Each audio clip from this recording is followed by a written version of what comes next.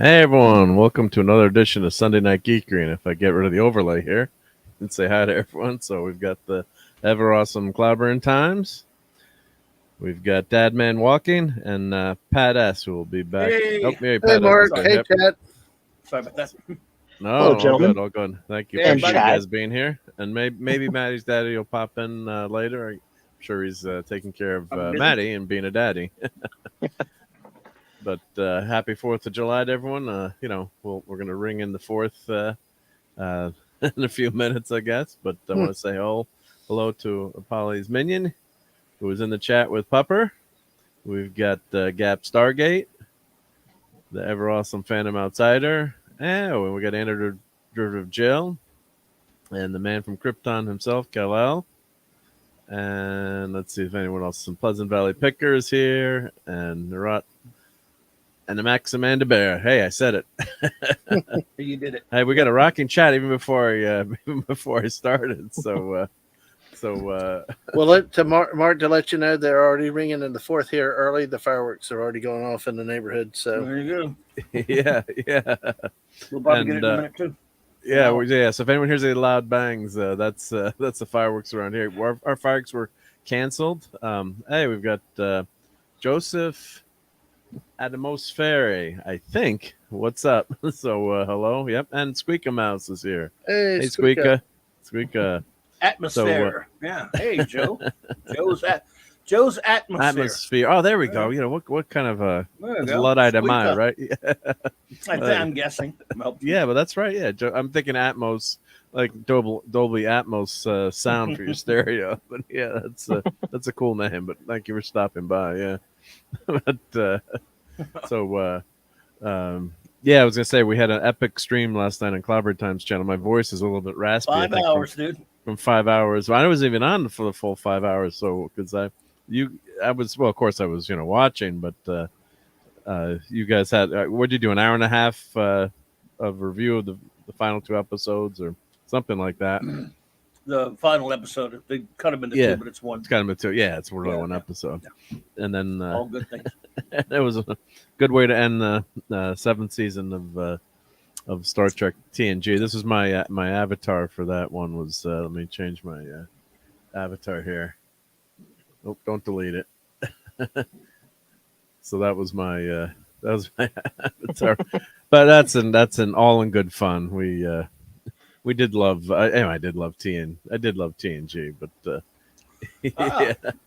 So But, Joe's yeah. atmosphere is up in Shreveport, up north Louisiana. There you go.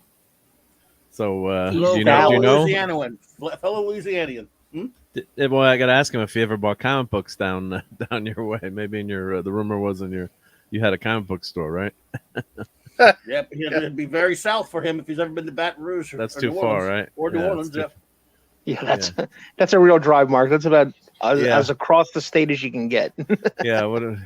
Damn Yankees? What do they know, right? Yep. Be like somebody coming from Buffalo to go to New York City to buy some comics.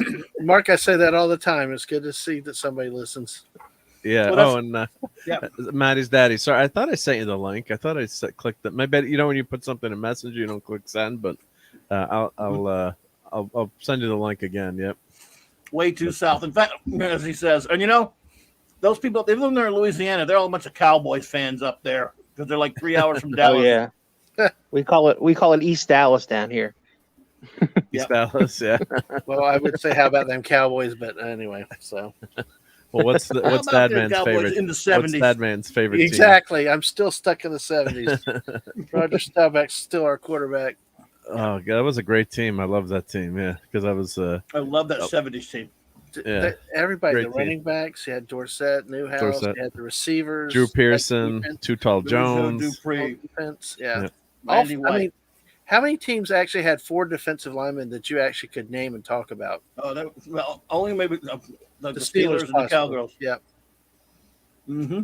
In the 90s, they were good, but I still hated them because of what they did. At Yeah, that point, I hated them because I hate Jerry Jones and I hate what they did to Tom Landry. absolutely. Yeah. So Joe's Atmosphere says I'm 57, bought most of mine before the turn of the century. LOL. Yeah. Hey, we're the same age. We're the same age, bud. Uh, Well, that means you have a good taste in Seahawks, comics. man. Right? Seahawks fan since day one. So you like Ooh.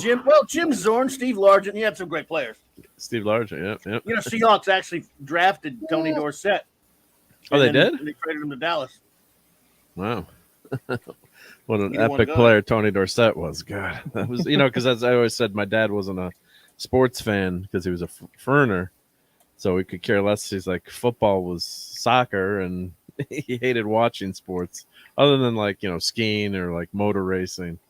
And so I, of course, as a kid, what are you going to pick? Like, either you were would have been a Pittsburgh Steeler back in the 70s, Steeler fan, or a Cowboys fan, right? Because they were winning everything. So. Yeah, Right. but as a Cowboys fan, it was always irritating because you'd have a good year and you'd always play the Steelers and something stupid would happen and you'd lose to them every single time in the Super Bowl. Well, twice, yeah. Yeah, but it seemed They like beat them once we later. lost 20 times as a kid because that was crazy. Oh, nice. Steve Largent jersey, Hall of Fame, 95. Yep. He's a Love it. Good guy. Good guy. Yep. And hey, Steve Largent did it without. I mean, look, Jerry Rice was great and all, but he did it with Montana and Steve Young. Hey, Jim Zorn, Dave Craig, they were okay, but Steve Largent was great with not Hall of Fame quarterbacks. That's what I'm saying. Steve Young is pretty damn good in my book. That's what I'm saying. He's, Jerry Rice had two Hall of Fame quarterbacks. yeah. Oh, okay. The other one. Okay. Yeah. I got you. Yeah. I'm But just used to people even then picking on the Steve Even Young. then, Yeah, it just took kidding. Steve Young a while to actually hang in the league, because he popped over to the USFL, and everybody had his doubts being a left-handed Yeah. quarterback. But then, he stayed around long enough, got on the right team, and the rest is history. When he got that huge payout, but then he didn't have all the money; it was an annuity. So he kept trying to explain to his mom, and everybody's like, "But it's an annuity," and they're like, "What's that?" And he's like, "Forget about it," because I guess he got that huge, for the USFL, it was a huge contract. But he's like, Right. "I didn't have the money like then at that point." So You should have called J.G. Wentworth. yeah, Right. That joke's for people who still watch commercial television. Yeah, right. I have the antenna up, man. I watch me some Heroes and Legends. That's where my Star Trek comes from. Right. There you go. Joe, I've given up. A year ago, I gave up my obsession with the NFL. Where did Russell Wilson go to? Did he go somewhere else? Oh, my Oh goodness. yeah, he did. He was a great he did, quarterback. Yeah, he got traded. I think this Traded. offseason. I think. Yep. Russell Wilson was he amazing. didn't get traded. He didn't get traded to Jacksonville. That's for sure. Now Claudy's paying $20 for Breakers tickets to go watch the. Nobody's paying anything for Breakers tickets. Who are the Breakers? That's the minor league New Orleans team. Breakers. That's that. XFL? The USFL. They Didn't almost they got to the just? championship. Didn't they have playoffs this weekend or something That was going last on? week, wasn't it? I think they had a Yeah. championship. Did they? I missed it. But they played all their games in Birmingham, Alabama, didn't they? Yep, this year they did. Ah, Yep.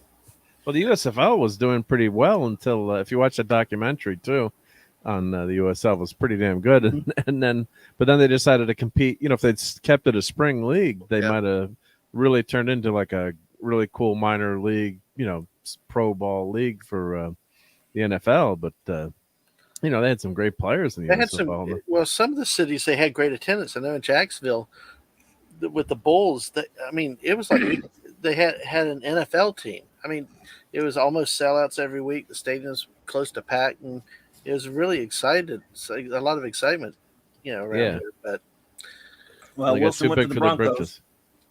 You went to the Broncos? Okay. Yeah. Yes, Max Redstone. Friday night's a great night for football. Right? Last Boy Scout, great movie. Yeah. And someone was mentioning, Pleasant Valley was mentioning Trilogy of Terror. So I just picked this up. I was showing Dad, yeah. man. Oh, I got it. Well, here, I'll put it over this camera.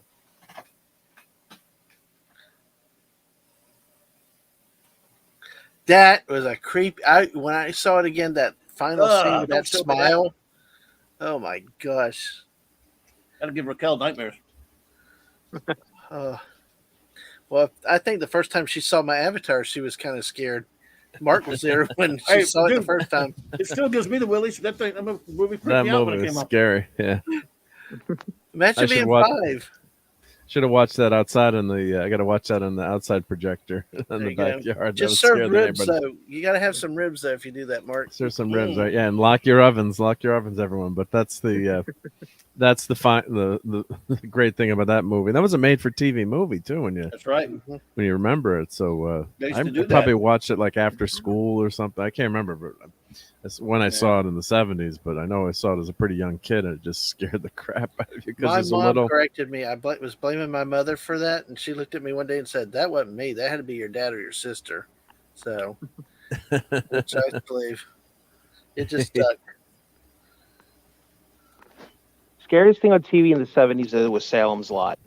I remember sneaking and watching that as a kid. That was not a good idea. No, yeah. Scary. It was scary. And then they remade it. Oh, did the remake suck? Terrible.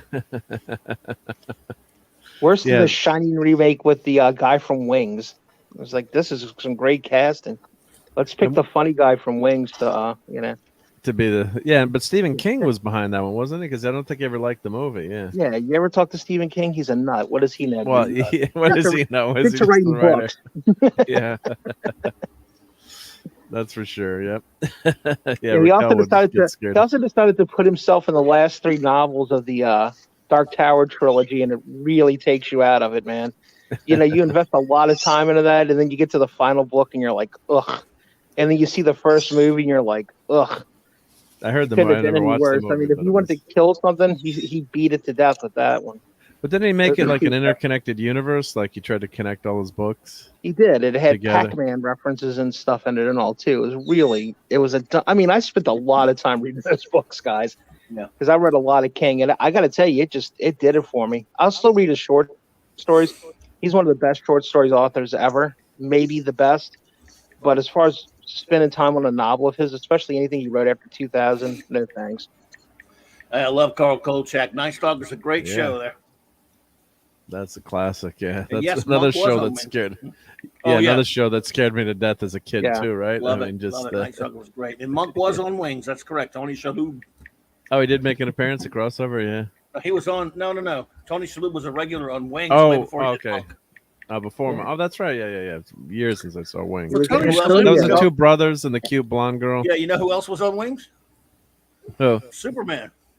Chris Reeve was on it. Wow. Tim Daly. Tim Daly. The voice. Superman animated series. That's right. Yeah.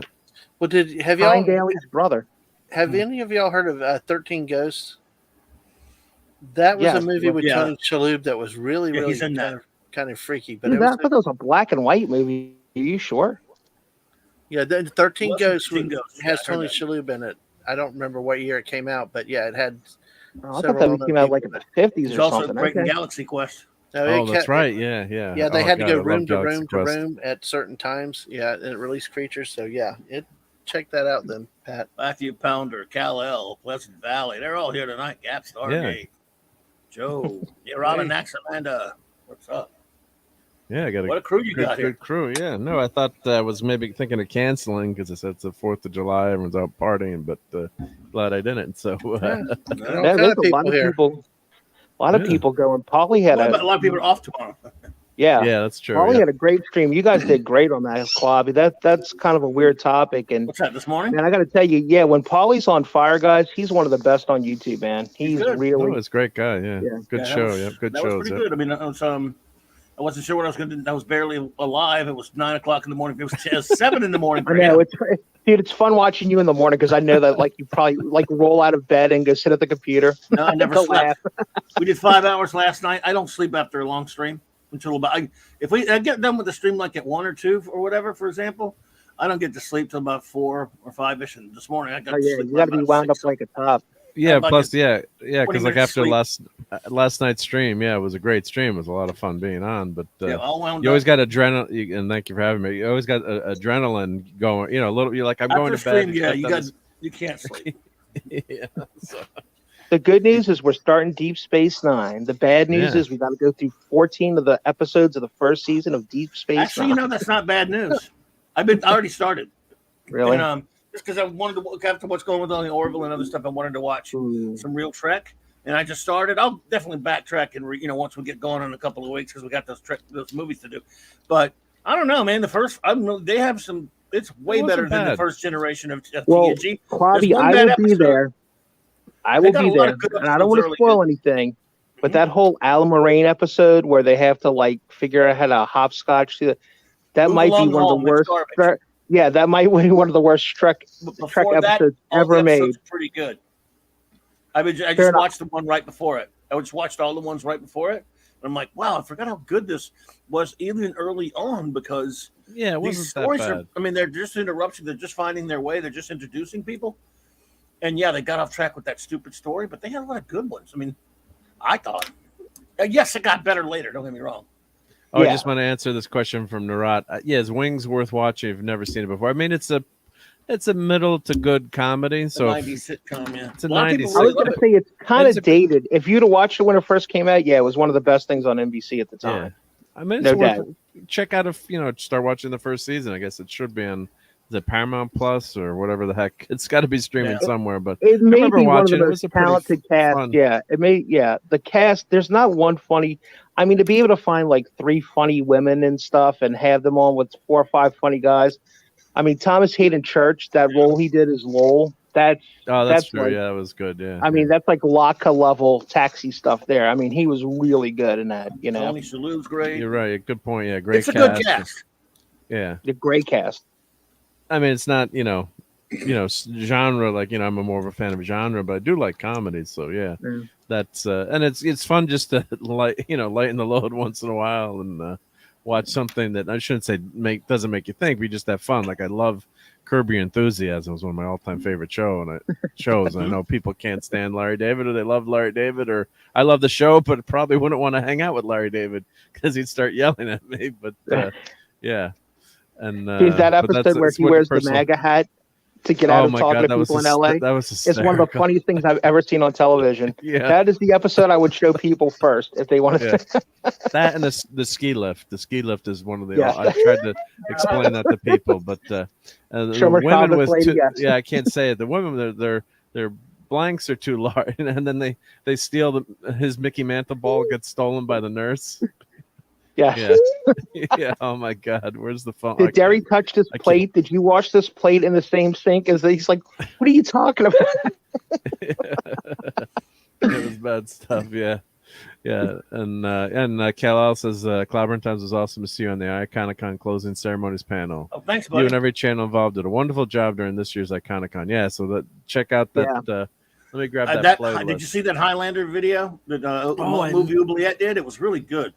I wanted to be there live. 26 minutes long. If you got a chance, everyone go to the Iconicon and pull up the playlist. There, Michael's Spider-Man video is really great too. Did you see that one? Yeah, I haven't had a chance to watch. I was out all day today, so I got you. God, I wanted to watch that. It's still there, and it was only 26 minutes long. Melinda and Conrad did this is like a top-notch, slick documentary on. It's like 26 minutes on Highlander 2 about. Well, what happened and all that stuff, dude. I highly recommend it. They did a great job. Oh yeah, actually, I posted I posted the first comment on that video. Actually, let me, because I was there early. J-Man needs to see that. Of course, again, it talks about there you go. It talks about what happened, why the movie turned out the way it did, in the theaters.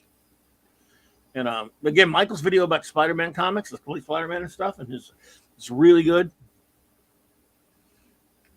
Yeah, and your live stream with him was with the 4 of y'all was really cool too, Claudia. Thanks, buddy. I'd like to point out, since you were very busy running the chat, and I mean not being able to see the chat, you can ask Mark, and I think Dadman was there too. I was very well behaved. I didn't make any Kylie Minogue jokes. I didn't ask off subject questions about action figures. I was really, really well behaved. I was very proud of myself. Well, thanks. I'm proud of you too, buddy. I hope everyone enjoyed it. Elvis review. I mean, I know there's a new movie, Elvis, but what is WCW? Oh, there's that wrestling, the WCW. I'm not sure, but so just got done with my Elvis review. Figured I'd check in. What? I'm not sure what that is. WCW. World Championship Wrestling, but I'm not on. But I wish I was. Yeah. But I wonder if Joe. Well, Elvis. My daughter really loved the Elvis movie. We're thinking of taking my mom to see that for her birthday. Cause that sounds might be good. Yeah. My daughter, like, she thought it was a little long in some spots. It was more like a music video, but hey, well, that's what you'd want from an Elvis movie, I'm thinking anyway. But yeah, Who's and all Elvis? the stuff at Colonel Park. Who's Elvis? Elvis has left the building. I do have an album from the 70s of his, so. Oh, Elvis is an amazing entertainer. Man, what charisma the guy had. Episode. That's true, Kel. It's bad, I admit. Oh, the whatever cast on Wes. Has anyone been on Wes Moody's cast lately?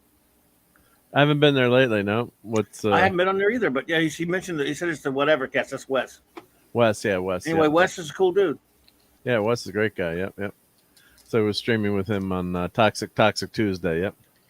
But he on there? Okay, cool. Yep.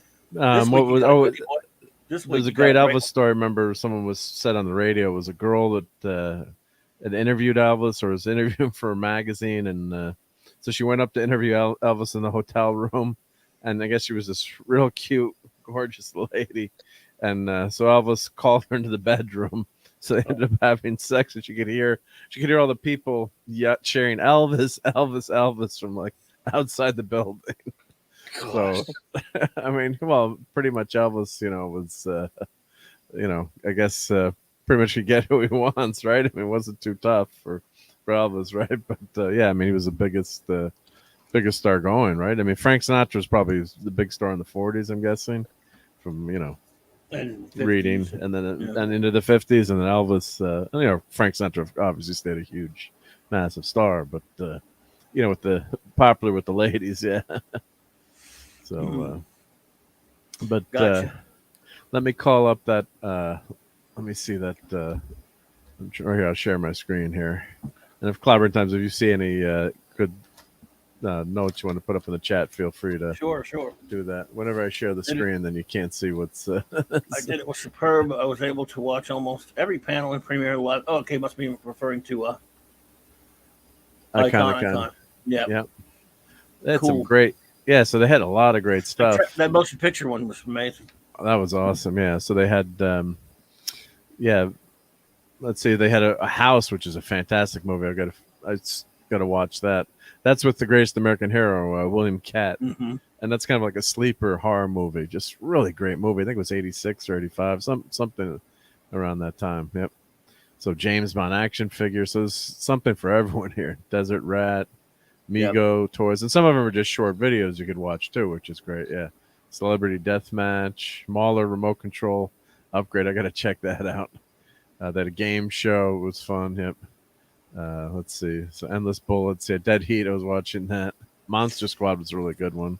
I don't know if I ever watched all of the movie Dead Heat. Did you watch that? You ever seen that? No, I didn't. I can't remember now. But Joe Piscopo and Treat Williams, and it was originally. I remember for years it was announced in Starlog as a movie. It was going to be called Outer Heat. Then the last one, it got released as Dead Heat. That movie had like Red Heat. Not too long before that, that's right. Yeah. Movie. Arnold Schwarzenegger. Yeah, Red Heat. Yep. And so they called it Dead Heat. It was right around the same time. Yeah. It was a weird movie. And you've got to get. There's 4K Blu-rays. So what it is, it's an upgrade on the Blu-rays, but Blu-ray players can.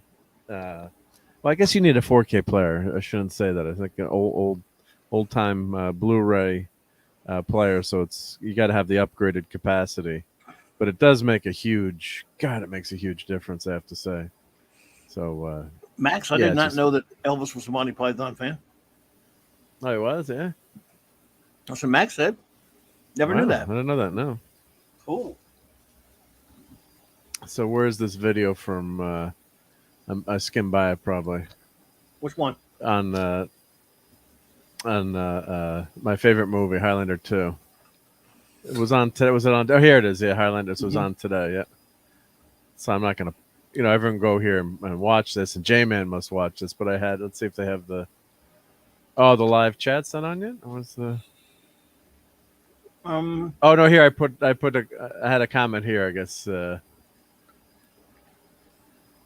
I guess it's not showing up. Let's see if I play if I go in. I put a comment on the video. Here, show chat replay. Here we go. What a moron here. Sequels that Live suck. chat replay. Yeah. So I had the first chat unless someone deleted it. Oh, here we go. Let's see if my chat is in here.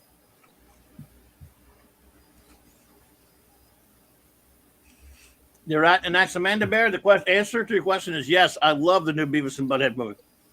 I mean, really, I do not stop laughing. Really, really enjoyed it. And Beavis and Butthead do the universe. I thought it was fantastic. Yeah, my wife says she doesn't want to get Paramount, but I asked her, I'd like, let's get it at least the free trial so we can see that one. I just actually had to break down and subscribe yesterday because, Netflix took DS9 off. Mm-hmm. They knew I was about to review it. Yep. So I went ahead and broke down and got the premium. You broke around and got it, right? Yep. Yeah, it's worth having. I mean, I know it's, they've got some good. They don't really have, people says they've got tons of stuff on there. I went through a whole list of the stuff. I'm like, yeah, there's a movie here and there, but not many movies I want to watch, and not even many shows I want to watch. But it's got all the Trek stuff. So watch the Mayor of Kingstown, Clobby. It was really good. Nothing woke about it. I don't even know what that is. What's the guy that plays Hawkeye? Oh yeah, Jeremy Renner. I don't like modern shows much, to be honest with you. I hear you. It wasn't bad though. Yeah, I look forward to Reacher coming back though. I hope it comes back soon. Yeah, that'll be good. Yep. It'll be forever, isn't it? But anyway, well, my chat's not here. I guess I put in a comment, but I wrote in. I wrote like I had the first. When you go to a video early, you put in a comment like I had him like I should have listened to my friend. Now this got deleted, but I said my friend Billy was walking out of the movie theater because he was at the 7:00 show and we were going to like the 9:00 or whatever. And I almost crashed going through a stop sign too. I skidded down a hill in the rain. I was going too fast. Oh no! God, that would have been bad because I was trying to get to the movie quickly, and they were running late. And he's like, "Mark, don't see it. It's just so horrible." He's like, "It's the worst movie." I mean, I'm like, "Well, yeah, it could be bad." But he's like, "You don't understand how bad this movie is." He's like, "It's the worst steaming pile of dog crap that I've ever seen." He's like, don't bother. Just get a refund for your tickets. It makes you want to watch it more, doesn't it? Yeah, I'm like, what are you, crazy? So we went in, and as soon as we saw them going to the other planet with the monkeys on the skateboard, Zeist, we're like, what the hell just happened here? What's going on? So, God, that was a total disaster. So everyone, so J-Man has got to watch this one, and I wish I'd been there live for that one, but here's the Highlander too. I didn't make it live either. I watched one after it was on. Yeah, I'll have to put my comment back in the bottom there and tell my friend Bill go check it out. Yeah, Bill, you were right. I kept running into at the Iconicon stuff was our old buddy Scuba Pete. Oh yeah, because he was with Scuba Pete was everywhere, man. He's a fan of the Iconicon. Yeah, he was there helping. He was on. He's part of it and stuff. He was helped them out. Oh, okay. Well, he's friends with Michael and Melinda. Yeah. So my comment was about, of course, obviously go watch the whole, this whole video. But of course, you had a question about the scene in the script with Kirk and Spock with the crystalline. And the only thing I could think of. It was early. Yeah, but that was a good question. But then, of course. Was interesting. Then you were like, "Oh, of course." I had a question about comics, right? Yeah, because it was in the comic. Figures I would ask a comic book thing. Yeah. Yeah. It was in the. My question that's where I first saw. I saw I had the comic way before I had the movie, like at least a week or two. In 1979, and I wore that sucker out. That Marvel Super Special. They reprinted that recently in like a replica format, like in a harder, that'd be cool to have. Color, harder color. I mean, the same size. But with nicer paper, just a couple years ago. Nice, yeah. I'll pick it up. That'd be great to have. I don't have my copy. I don't even have my old copy, but man, I wore that sucker out. Yeah. The cover came off. Yeah. Oh, and Kal-El, the good thing is I'm an enabler. I'm good at spending money. I mean, you can get a 4K TV today for $250, $300. I mean, it's ridiculous. I mean, not that that's not a lot of money too, but. If you really, if you get into, physical media, and it's not like it was. The first plasma TV. I can't remember. A buddy bought one for like $4,000 or $8,000 or something obscene back in the early aughts. Yeah, It was just, and he was a big Giants football fan, so he had it. I think it was like a 44-inch plasma TV, and we couldn't believe how amazing it was to watch. But yeah. So here, let me play this clip here because they answered my question, but just play a few snippets. But everyone should go watch this. I'll put the link in. But here, my question's coming up, or comment, I guess. Yeah. I just want to bring in some of the great comments that we're getting. Michael Schaefer says, I never thought they'd be able to go back, and I'm so glad you gentlemen made the effort. Mark D. It really did make a difference that everybody called out for so much. I told the studio that it was almost every day, if not every week, a few times, somebody always asked. And that is why it happened, guys. You did it. You gave me what it needed to tell them. So thank you. Mark D with a C says, absolutely love this version. The director's cut is phenomenal, and the new 4K restoration is amazing. Been waiting for this for years. Thank you. And here's a fun question. You might have had this a few times before. Was there any consideration given to trying to recreate or finish the scene from the early script in which Kirk and Spock fight the crystal things, which was test shot and even in the Marvel comic? Let me quickly address it in the sake of. Well, that was a long answer, but yeah, basically they said the Robert Wise liked the scene, I guess, and it wasn't working, and they had to go tell him. My name. I got my name mentioned. I know you did, and I didn't. Conrad, too. Conrad doesn't like me. But that was really cool. Hey, Conrad's a nice dude.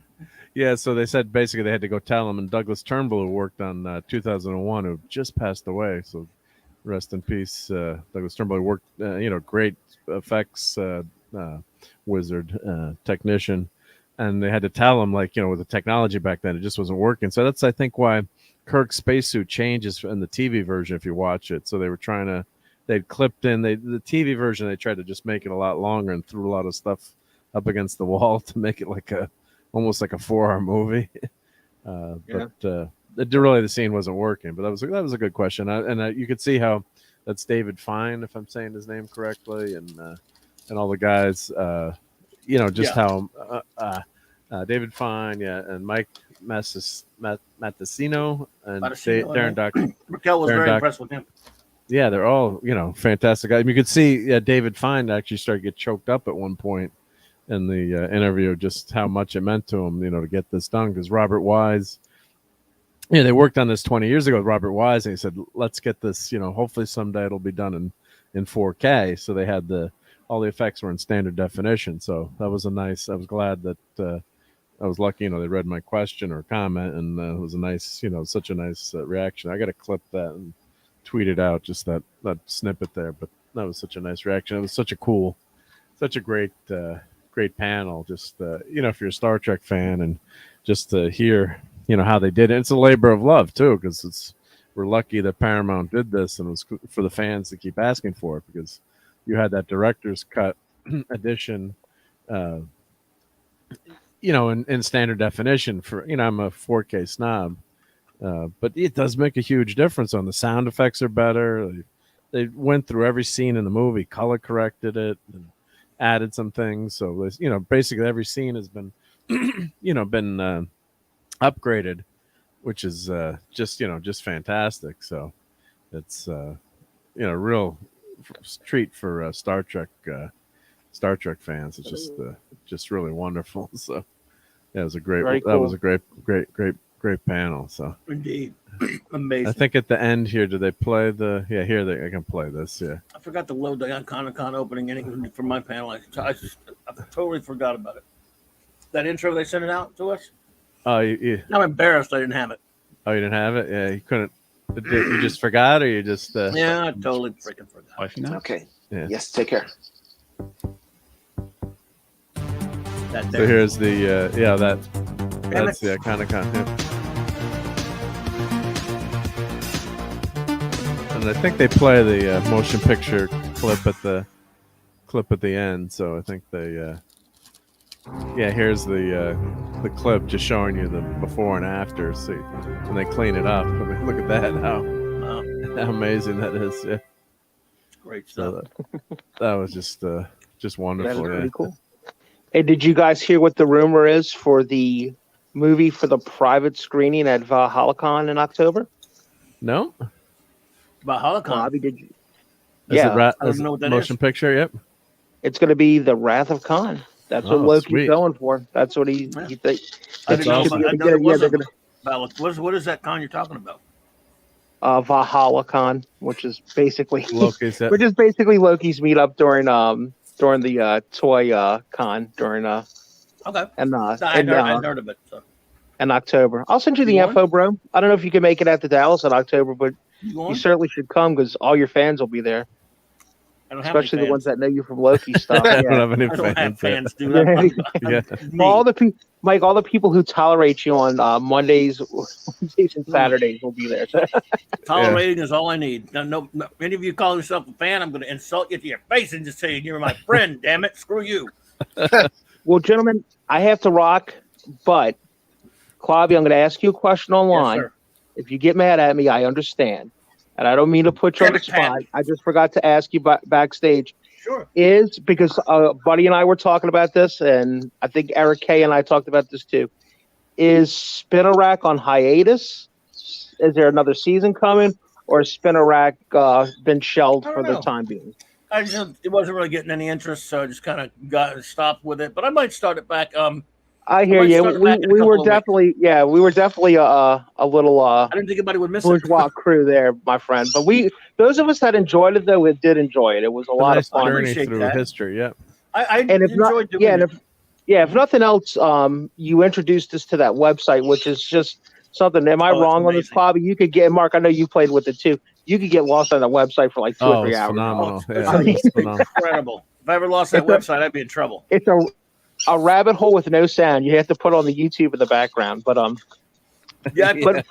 just figured nobody was watching them. And got kind of tired. But I might start. It's a lot of work. It's a lot of work for them. It is a lot of work for not getting a bunch of views like your live stuff gets. I understand and appreciate that. I really can respect it. Yeah, I appreciate the question. I'm glad this is the first time someone's asked about it. I've been gone for a couple months, so you have no idea that it makes me feel good that somebody asked about it because it's been gone for months. I can tell you this: if you go back and look at the chat, I was actually thinking about it today. I'm like, I haven't seen a new Spinner Rack video. I was actually. I was. Oh, I was like, what? To say that. But I was. I was like, what happened? But I know they're a lot of work. They're a lot of work for you too. So. Yeah, they like stick in a ditch or anything. I hear you. But for those who've asked, I've got a couple DMs over the last couple weeks and everything. I am doing better. Thank you for asking. I am working at it. Yes, I plan on going to Dallas in October. That's one of my long-term goals, that I could go there and walk around a little bit. That would be pretty neat. We're still doing a lot of stuff out there. So, come see your buddies when you're not seeing Clauby. Who's doing great, guys, is there's not a person on this panel that didn't help him out in some form or fashion is Brandon. He is really the anime guy. He is really kicking butt, guys. Excellent. Actually, the best thing ever happened to him having his channel canceled, right? You're not kidding, boy. And it really, Mexican Iron Man, it got him all fired up and everything. And I learned more from that show, from that channel getting canceled, than I probably did the first 2 months before that, or the 2 months after it, because it was just that much fun. But no, guys, I'm glad to be back. I'm going to start hanging out more on Sundays now that things are here. And if anybody's missed me on Saturday nights, I'm a man of my word. I shall be back for DS9. All right, buddy. Doing it. Great. Thanks, so, that is my intention. Glad you're feeling better, bro. Thanks, guys. Awesome, y'all have a good night, and hey, everybody, have a happy 4th of July. And think of those people out there that put their lives on the line for us, keeping us in at least today and tomorrow a free place to live. Let's hope that continues. Yeah. Yes. So, let's hope. God bless, gang. Y'all be good. Easy, buddy. Take care, Pettis. Keep getting better. Yeah. So this next question. Well, thank you for Pettis. It's great to have him popping in. Yep. Phantom is a question that will not trigger Clobbering Times or me whatsoever. So Jason Segal as your Benjamin J. Grimm. Yeah, I always pictured him as Jason Segal. Let me see. Is that Okay. Is that the- No, he's here. I'll show you. I He think I was know on who he is. He's been Freaks, in. Freaks and Geeks. Was it Freaks and Geeks? Was his first Jason's. show? There we go. Is it like puppets He's a and stuff? comedian. He's a comedic actor. I'm gonna share the screen. Was it on, I mean, I think he's a pretty How good I Met actor. Your Mother or something, or Yeah, How I Met Your Mother. I think Freaks and Geeks is one of my all-time favorite shows. So. that guy, yeah, Ben Grimm. Oh my God. See, Ben First of Grimm all, is it's more a like rumor. well, you speak about who Ben Grimm is. No, go but he's ahead. like a big-time football player, big man on campus. Big So man I on guess if he campus, bulks up, he could. What's he? 40 now? How old is? Well, of course, don't forget he's only going to be in it for doing the voice and for a few minutes, So right? the thing, that means they're going to show the thing. I guess, right? Or is he going to be a character on the show and then not? Well, here, let's do Ben Grimm. Just see what it comes up. Let's see what we got. Well, I this can is see his Daredevil fan being cast. on there more like Matt Murdock, probably, since he's a lawyer. Yeah. So I'm not. Well, that's a fan. Fan said that's new. Let's see. 2 days ago. Yeah, I don't believe it. I don't buy it. There we go. I mean, I wouldn't put it past him, but I mean, Well, I mean, Ben Grimm also should be portrayed as a Jewish person too. So I don't. True. Not that. he's 42. See, 42. Yeah. But I guess something like that doesn't matter as much. But in terms of age these days, but I'm picturing him in his should be in his 30s. So, but yeah. So the rumor, last 3 episodes played by Ben Grimm, be found in defamation case and also Superman group. Oh, who's the Wrecking Crew? Is that the guy with the big adjustable The Wrecking wrench? Crew? I'm joking. I'm joking. Yeah. Pretending to be. Well, they made them normal. look like a bunch of sissies. Remember? Yeah. Some recent comics. I haven't read. Me either, but I saw a picture of them somewhere a year or Yeah, so it was ago, pretty bad. Yeah. and they looked like a bunch of wimps. Yeah. Well, they're supposed to be. They're one of the most powerful villains. Yeah. They're big. Supposed They're to big. be fought. They're huge, too. Hulk. Yep. Thor. I mean, they fight Yep. Thor, but that, Well, this would be interesting though, because that would confirm then the FFs in the universe, right? I mean, if Matt Murdock showed up as Daredevil, that Right. wouldn't be as big of a thing. But yeah, if they had Ben Grimm, would be kind of tough to explain away, right? because he's in the universe but not changed yet. If he's human, I mean, it's not. Maybe. If he's, human in form. Maybe Well, I don't buy it. When did that thing coming But out? What, August? he'll be playing the thing in a motion capture suit, so all would be in his mutated rock form. Because I always assume that they would have, the Fantastic Four appear like out of they can't use the microverse anymore, but the quantum verse. They're And showing Reed already. So, yeah, it's a different universe. Yeah. what So, is James Gunn infuriated about? Well, these are all clickbait stuff, but yeah, it's all classic. They throw in a couple bikinis on the side Infuriated here. about Chris Pratt. No, Yeah. he's not. Yeah, so it's all clickbait stuff. Yeah, but Narat says, "Can we do some random polls?" I guess yeah. If anyone has some ideas from a poll, I'd glad to do that. Yep. Yeah, happy 4th, especially to firefighters and paramedics. Yep. Yes, so, sir. Yeah. my opinion, we live in greatest country. I love my Reed. Canadian friends to the north and Mexican friends to the south, but there's a big reason why tons of people try to get here whichever way they can, and just we've got a lot of freedom, and also Narat says also of course vets as well. So yeah, we're quite a privileged country here. I mean, you got warts, but who doesn't have warts, right? So I was reading a poll that said a lot of Americans weren't proud of their country anymore, but I think we have a lot to be proud for. I don't want to get too much on a political soapbox, but it's I love the country. it's a good day I to don't like. yeah. So, but 246 years. That says a Not lot. bad. A country is not its government. yeah. So but we do have a lot to be thankful for here, and I This think the country rest is of the not- world is thankful to have us too, because We're the- No, I'm I sorry. I would was say gonna say, I was just gonna say we might be speaking another language right now if that wasn't the case. So this is the only country on the face of the earth that is not just it's an idea. yeah, Far be it from me to respect Bono or quote him, but he was really right. He almost moved to tears in one of his speeches he made before. I forgot what the group it was when he talked about America. I was Talk just about thinking how of the that rest of quote. the world Yeah, sees him. Yeah, and he said, it's these are countries are great countries, but America's the idea. It's the only one that is an idea, and it is. It's not a country. It is. I mean, it's a big landmass, but it's more than that. It is an idea, and the first experiment in freedom and not really democracy, but a democratic republic.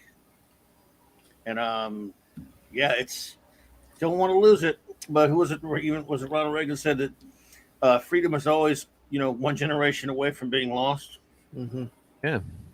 Well, it's true. Yeah. So you got to be involved in. I'm involved in politics locally. That's where politics is a grassroots level. So whichever side you're on, I mean, it's that's get involved and it's much better to be an informed voter and to Yes, get sir. engaged and just rail about it and send out mean tweets or bad tweets, whatever kind of tweets you want to say, or you're much Yeah. better off doing that. So I guess Narat's sir. saying critics hated Pratt's new movie. What was that called? The Fan Tomorrow favorite? War.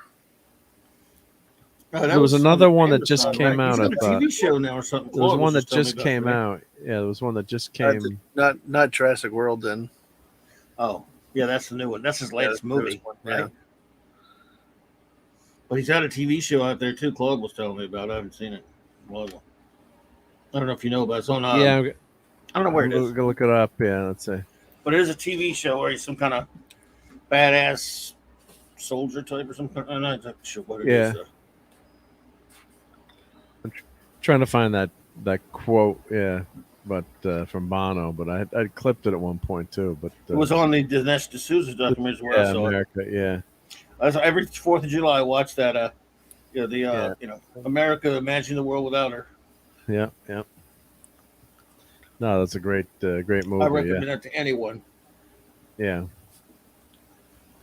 Here's trying to find this. When you try to find the quote quickly. Yep. I'll try for 4. I don't want 4 free weeks. No. But anyway, just basically, as Clobbering Time says, it talks about America's as an idea that back in the day that was so revolutionary to have government for the people. So that's just what's so amazing about it. Yeah. And then a constitution that could give everyone rights. So Absolutely. Eventually, we had the original blemish of slavery, but eventually we were able to pass the 14th Amendment and amendments and give everyone rights. But let's see. Here's the money quote. Okay. American is an idea. Ireland is a great country, but it's not an idea. Great Britain is a great country, but it's not an idea. That's how we see around the world. It's one of the greatest ideas in human history. So, it's a speech in Georgetown. So let me put the link. Very moving into that. speech. Yeah. So that was 2012. Yep. Let me put that in here. Boom, boom. Yeah. So go.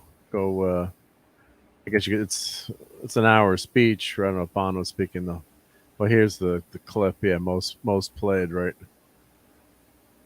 here. I guess where he's saying it, about 50 minutes in. It looks like that's probably the shot there where Bono is.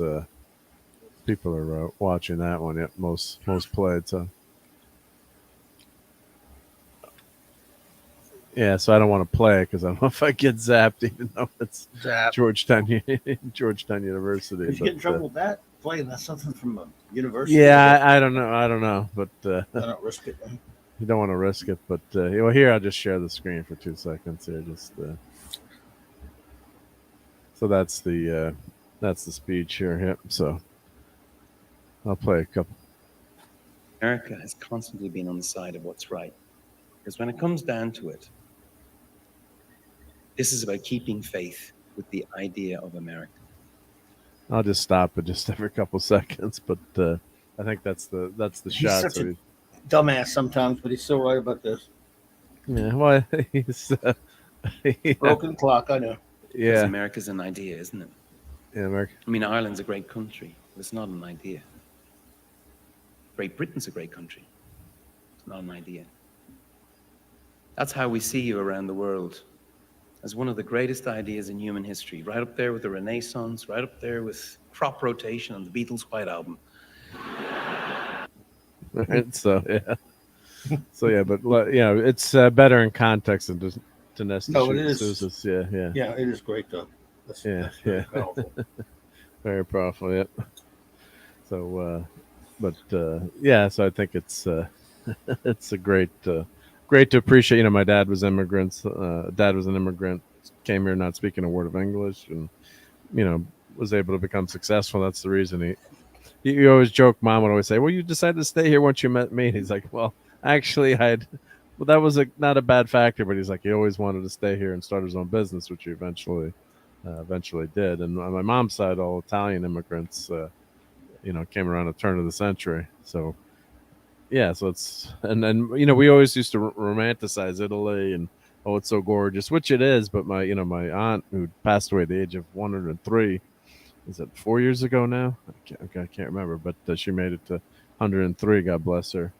She's like, you guys talk about how great Italy was. It's like, we're peasants there. We couldn't wait to get the hell in America, because it's that the next generations you romanticize, what it was like in the old country. Like it was a reason we left. It was horrible.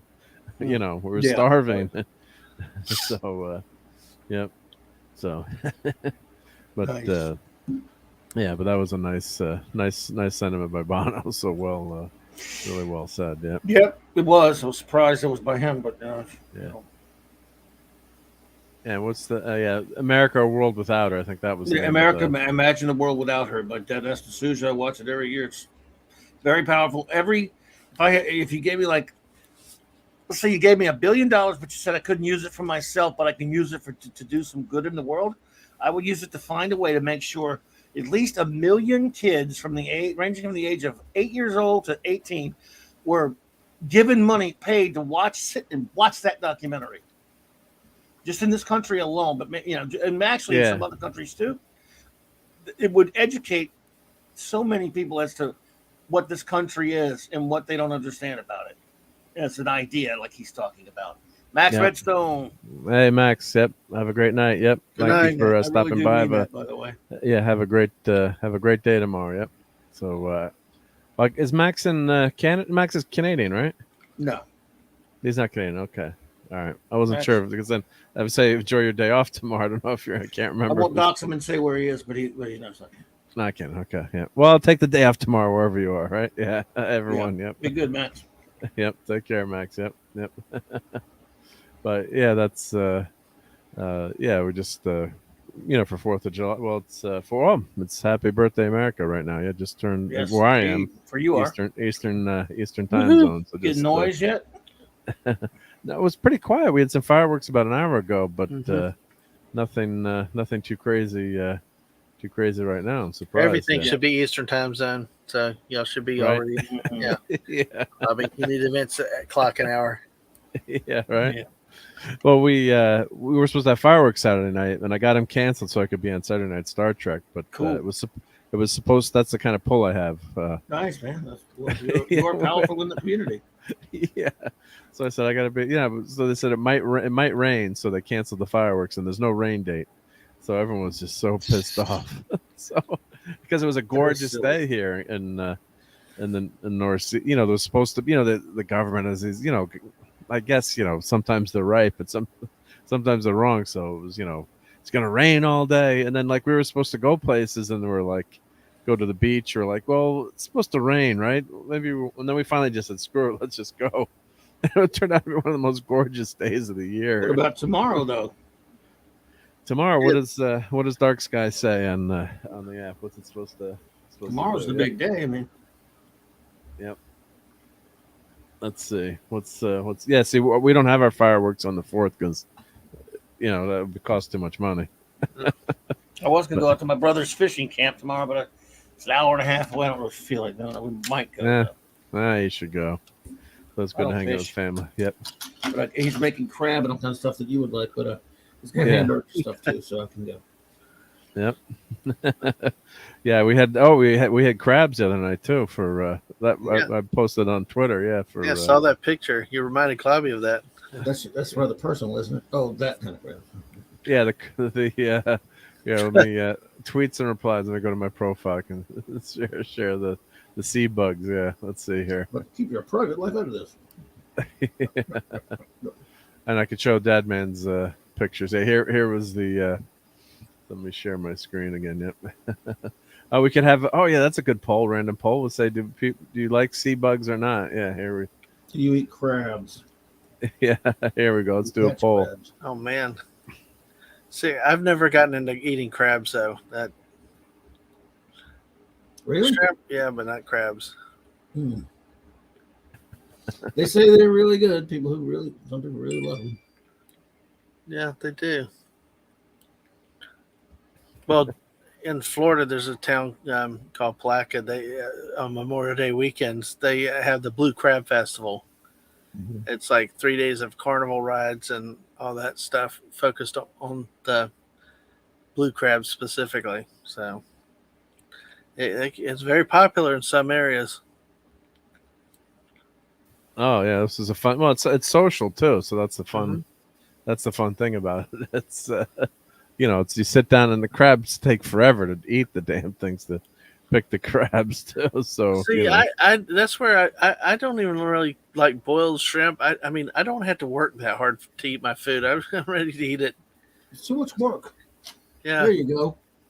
That's the ticket. exactly. it's a lot of work. Yeah. It's like lobster, same thing. Why do you need a tool to crack things? Yeah, it's just too much. That's where God put the crab meat in behind the exoskeleton, right? Trying to teach you something. Yeah. Yeah. So, but I love lobster. Matthew Pounder says he loves our other hoverboards aren't as good either. Matthew prefers sea monkeys. Yep. Wife crab meat lobster. Yeah, lobster's good. Oh, I love lobster. Yep. So we won't ask if people eat snails in deference to our buddy Snail Messiah.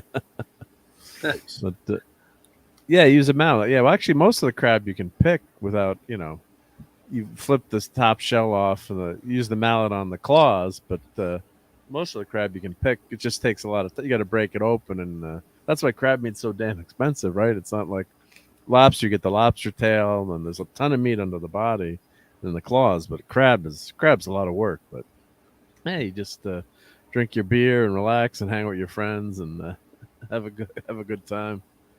So so yeah, the answer. Let's see where was and then here's what Dadman picked up. That's pretty, even though it's the wrong way. But sorry, that's okay. I do the best I can with the photos. No, it's all good. Yep. But that's an awesome.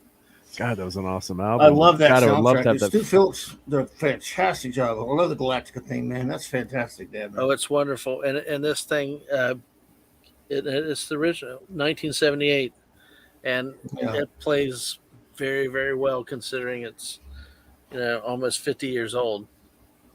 It was amazing. And the cover art, though, I didn't take a picture. I did not take a picture of the backside, though. Give me a second, Mark, and I can send that to you. Yeah. But basically, the album cover, albums have always been big with the cover art, Yeah. all kinds of music. But this one, as I'm Googling it now, too, might be able to just see. Oh, I got to be careful. I'm such a Galactica freak from back then. I still love that show. Yeah. Well, here looks like this. Oh, the Saga of Battlestar Galactica, and then there's Saga of Star World. Yeah, it must have been like a book. It looks like No, the Saga of the Star World was the There was the first three. The opening pilot was 3 parts, and they called it Saga. That was the title of it. Was actually the Saga of the Star World. Okay. And then they put it in the movie theaters later. But that was called, that was different. Yeah, so there's this one, Saga of Battles. So that's the original movie. You're saying that one probably. Well, Saga of the Star World was the name of the original 3-part story that told it that was later condensed into a movie, just called Battlestar Galactica. Theaters. So, I mean, that's not what it says. Saga of Star World, or does it say? Well, it says here it says Saga of Battlestar Galactica. Oh, okay. I'm thinking something. I'm showing it on the screen, but I'm wondering if that's like a audio like a reading, like one of those Peter Pan records or something. Maybe. I did, Mark. I DM'd you the. You DM'd the back. Okay, I'll show that. Yep. So I mean, the whole. The front was good, but the back I thought was really, really, really cool. It brought more of the characters, more of the ships into the whole picture here that you can see. So, $25, not too bad actually. Yep. Let me very nice. Let me close. Hey, I got it for cheaper than that then. Hey. Yep. Well, there you go. Plus you had it in your hands and no shipping fee, right? Right, exactly. Yeah. Well, let me take this tab off while I go look that message. Let's see. Yeah, I mean, I couldn't believe it. I just walked right into and I started. It's a place called Second and Charles, and they do a lot of second-hand stuff. Wow, I love that place. Yeah, it's just amazing. Where's yours at? Florida somewhere, or did you go to the one in Alabama? No, this in Florida we have them, and I've not had a lot of time to really spend in the album section and the vinyls. Today I did, and but this was within the first 5 minutes. I started in soundtracks, and nice this thing, and it was like, wow. I've gotten so much cool stuff at Second and Charles, and the one that we have down here. There's one down here in Louisiana. The two. I think 2. There are a couple of in Alabama, Georgia, and I now know that I didn't realize there was one in Florida. So remember Books A Million? Yes, I remember. Used to get a lot of stuff from there. Well, they own it, but I don't think there are any Books A Millions left. Well, we usually get the missus also buys the box of 30 DVDs at times, so it's just like a random box. Yep. Yeah, some are good, some are better than others, and some a lot of used DVDs, a lot of. Now, did you go to the comic section? They got a lot of trade paperbacks and hardcovers. So I've seen them have better prices. Yeah, I've seen them and I've walked through them, but not being one with a lot of comic background, but yeah, I can see how you could get lost in there with them. Well, Mark, that's where I got the one in Louisiana is the one where I got that Star Trek. Oh, that's the Star Trek one, right? Yeah. Oh, that's nice. Yep. Yeah, there's a couple of thrift shops around here, and I hit them up once in a while, but.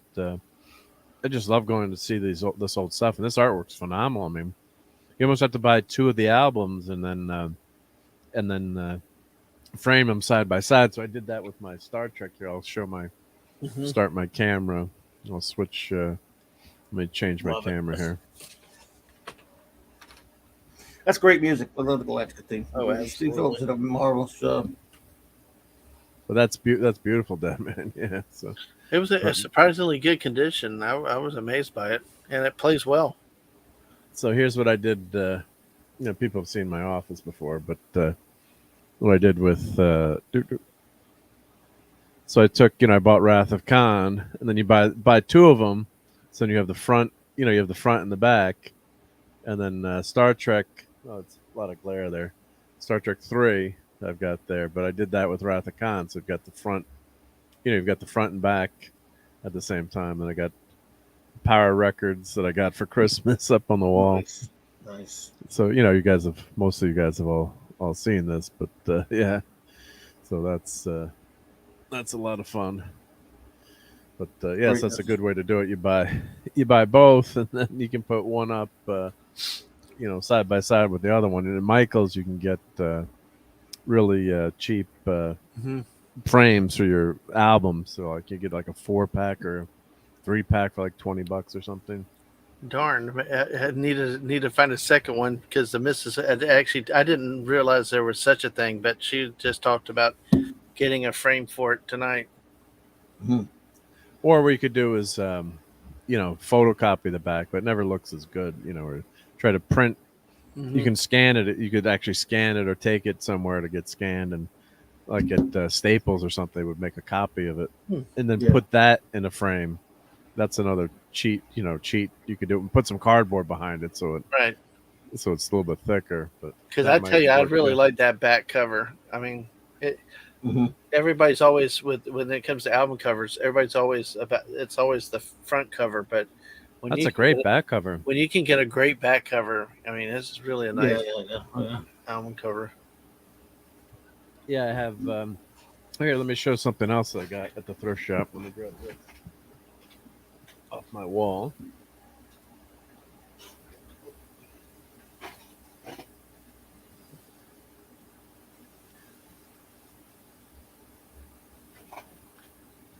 And this is patriotic too, so this fits for tonight. Let's see if this camera works good enough. I'll start I think I could switch to my other camera, but and let's see how long it takes Clobbering Times to guess the artist. The artist? Let's see here. Close look at it. My glasses. Almost looks like I don't know, Ramita or Joe Sinnott or somebody like that. Joe Sinnott. Whoa! Cool. Wow. So this is their bingo. I made a copy of the back. Wow. I should print it and put it on the back. So I found this in the thrift shop last time I was there. I love Joe Sinnott. And the art just screamed out to me like, "Hey, this is really cool and patriotic. I should do a review of this on my channel, like a quick one." And his brother was killed in combat during World War II, so this is a tribute to his brother and how much he loved Bing Crosby. And Bing and Bob Hope did a lot of tours, obviously USO, and supporting the troop and providing entertainment for the guys and gals abroad. So nice. So there's a really nice comments on the back here. I'll try to find the picture that I'd have of it, but it was funny because I just I said, "Oh, that's fantastic art," Just that as I flipping, you're flipping through the albums. So this is one of those Michael's cheap frames, but it ends up looking pretty nice. And it's very cool. I was like, it turned out to be a comic book artist. Like, go figure. Yeah. So I love it. Let me see if I can find the back of that to put up. But yeah, so it's got you can see his name.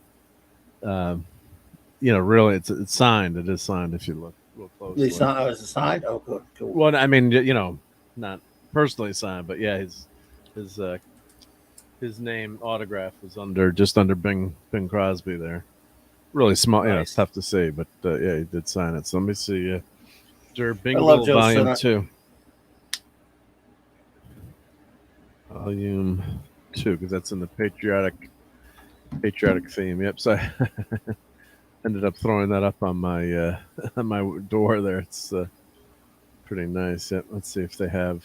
Of course, like you said, Dad, man, they always show the front cover, not the back. Oh, here, I just pop it out of the damn album cover. What the hell? It takes a second. Time.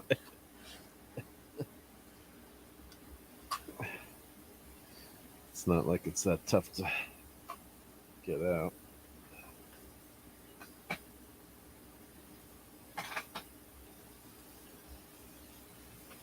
Let's see. Here we go. I'm going to break the glass here.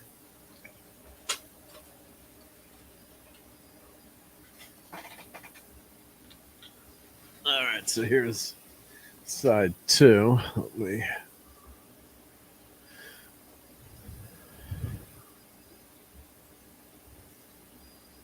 And here, I'll make it. Excuse me. All full screen here.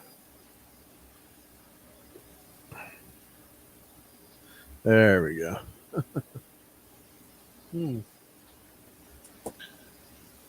See if it focuses. Sorry, I'm gonna move my mic so I can.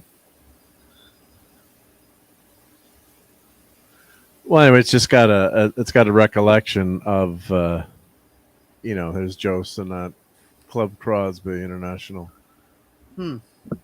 Joe just passed like about a year ago. It was 90 something. It was in his 90s. Yeah, loved him. Love that man. Love that man's art. So there's the song track on there. Yep. Best FF inker ever. So yeah, super talented guy. So I'll just read it or skim through it. Yeah. So during World War II, Bing Crosby was indeed Uncle Sam without whiskers. Just ask any soldier, sailor, marine stationed in the many far-flung outposts and combat zones around the globe, whether it be Casino, Burma, Iwo Jima, or countless other oppressive campaigns. There can be no doubt that the welcome voice of Bing will be there consistently to bring cheer and thoughts of home over armed forces radio service. So, and then this paragraph that I won't read the whole thing, but Joe says, had my brother survived the war, I'm sure he would join the innumerable others who are eternally grateful to Bing for their tireless efforts to bring just a little touch of home when it was needed the most. Now sit back, relax, and enjoy. Remember when dear Bingle and his incomparable singing of those great World War II songs brought just a little ray of sunshine to a world saddened by war. And Joe Sinnott, Club Crosby, International Crosby Circle. So this is released. Well, it says 1977. So I don't know what the history of. You would think this would come out, more, in the 40s or 50s, but yeah. But it says 1970, unless this is another reprinting. But it says 1977. Yep. Hey, Mark, I sent you something in the private chat. Is it your credit card number? I hope. No, it's okay. Oh, okay. Let me grab that. Yep. You already sent that to me. Okay. Yeah. Yeah, exactly. I trust you guys. Thank you. Yeah. You know what's been too much. So so that was a great tribute to Bing Crosby. Yep. So people were putting that up in the ever see Holiday Inn? Yep. Great film. Yeah, and White Christmas. Yeah, that's a classic. Yep. And Matthew says, nice gold key type style art. Yeah, definitely does look. Although he never did work for Gold Key. Well, I don't think never worked for Gold Key, but yeah, I guess it is sort of like that. That kind of painting, yeah. Indeed, Matthew. Yeah, Bing was. Yep. Great American. Yep. Great American. He was a jerk. Yep. Well, I guess but to his kids, I heard he was a tough, real tough. Yeah. Well, I also caught that other album cover today too, which I thought was even more amazing. Which one? Put this back in the box here or in the frame. Yeah. Oh, you got another one? What'd you get? Yeah. We got Star Wars, right? No, Space 1999. Oh, Space 1999. That's right. Yeah. That was an amazing one. That was and actually listening to it, because it's another series I need to go back and watch at some point, but I haven't, yet, because the list is growing. I still haven't watched Highlander 2 yet, but it's lucky you. But it was really a kind of a funky soundtrack. It really picked up the sounds of the 70s. A little bit I heard of it, but what amazed me, these things are still playing really well considering their age. Nice. Well, do you have like a USB? You can record on a lot of the albums. Record players now I'm seeing have like USB recording, so you can play it and record. I'm not sure, because this was a discount one I got from Ollie's one Black Friday, so it probably doesn't have that much technology in it. But it was. Oh, it gets the job done. No, but I've seen a bunch that seems to be pretty popular now, where you could turn it back into record it. Well, let me just hang this back up. Yeah. Well, what I thought was funny was that it just, pick up something that cheap at Ollie's like that 1 year, and now, hey, vinyl's not dead. Good old Ollie's. I've gotten some good stuff there. Absolutely. Well, the nice thing about vinyl, like we were just doing, is just there's so many, great album covers, and you open it up, the liner notes, and that's half the fun. So that's Absolutely. looking at all that stuff. So that's just so Yeah, it's so like awesome. down memory lane, looking at what albums used to be. Mm-hmm. Yeah. So let me see that other picture that Dadman had sent of Space 1999. Yeah. Let me go to tweets and replies. I think that was in the. Let's see here. Yep. Let's go down. Or was that in that same?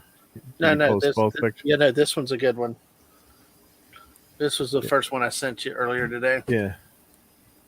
Well, one of you had posted. I'm trying to find it now. I saw it. Was it a DM or was it a? Oh, it was straight off Twitter. I can DM it straight to on you. Twitter. No, here. Let's see. No, I have. Oh, here it is. Here I had to click on the tweet for it to show up. Yep. There we go. Share screen. Yeah, it's Space 1999 classic. Yep. That's awesome. Yep. Just don't get in the eagle with the commander, because someone did a YouTube video. Oh yeah. And he crashed the most eagles, in the 2 seasons. Like, I think it was 18 or something, and destroyed. And yeah, he was always crashing. Yeah, whatever the number was. That was such a cool spaceship back then. Oh, it's one of the best. Yeah, it looked different. It had a different look, and it just was really neat. Yeah, it was cool.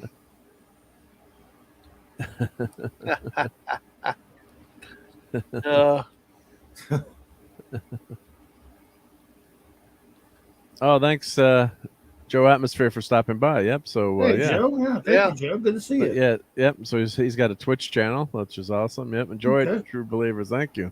Appreciate any. It's awesome to have a new viewer stop by. So yeah, absolutely. have a great Take great care, time. Joe. Yep. So and Geoff is here. I'm not gonna. I know that stuff. Yeah, I'm not gonna. I don't want to put that on the screen, unfortunately, because of the Twitter algorithm stuff. But yeah, it's Geoff's here. Yep, Geoff's here. Yep. Happy 4th of July, Geoff. Yep. Yep. But yeah, he was allegedly not the best dad. But yeah. No, yeah. What do I know? But it's always tough. But that was the story. It seems pretty well confirmed. But that's I'll say alleged. I'll be safe. Yep. But Will be. That's what you gotta do. That's what you got to do. Yep. But some people have demons too, unfortunately. So yep. But yes, sir. Yep. Well, the other thing I was going to mention real quickly too was well, not super quickly, but I started watching Umbrella Academy, and I guess Pat S had watched the whole thing, and Pat S has left now. But you didn't like season 2, I know, Clobbering Times. No, sir. I watched the first 2 seasons, and then I kind of checked out after that. Never was that big on the show. Didn't like it much at all. And the first season was kind of okay, but I liked the first season. The second season, I didn't think it was as bad as you thought, but maybe it's been so long I can't even remember. You had to watch the recap. I can't remember when but the third season, I watched. What episodes did I watch? 3 or 4 episodes. Let me pull up the episode list here. But so far, it's been. What happens is too with these.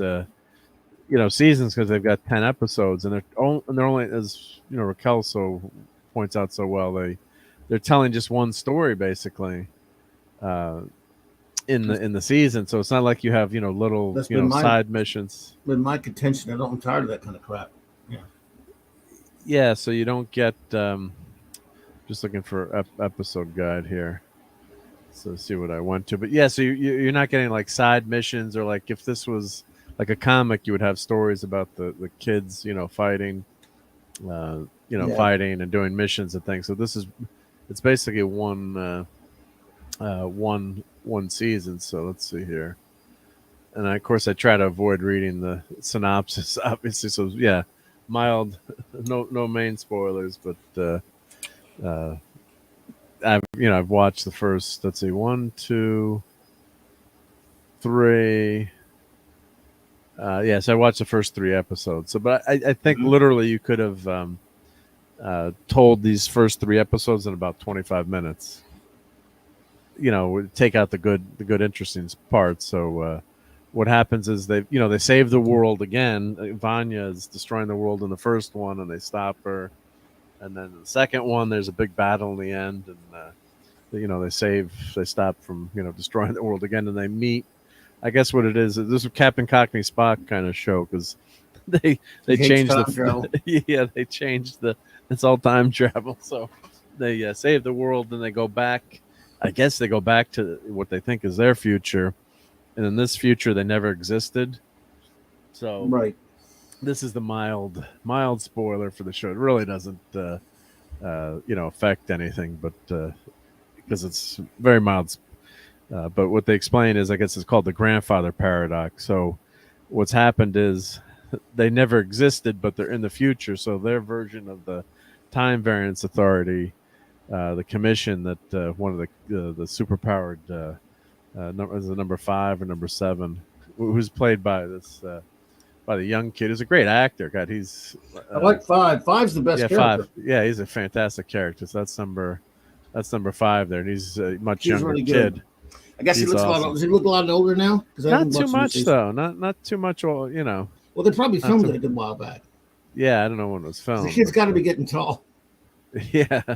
So he's wearing British schoolboy outfit with the knickers. Yeah. So he's definitely younger there, and so he's he works for the Time Commission because his power is time travel. So in the first season, he accidentally travels to the future to I guess past Armageddon, and he's which is kind of a cool concept, and he's trying to get back to he lived in a dystopian future for how many years?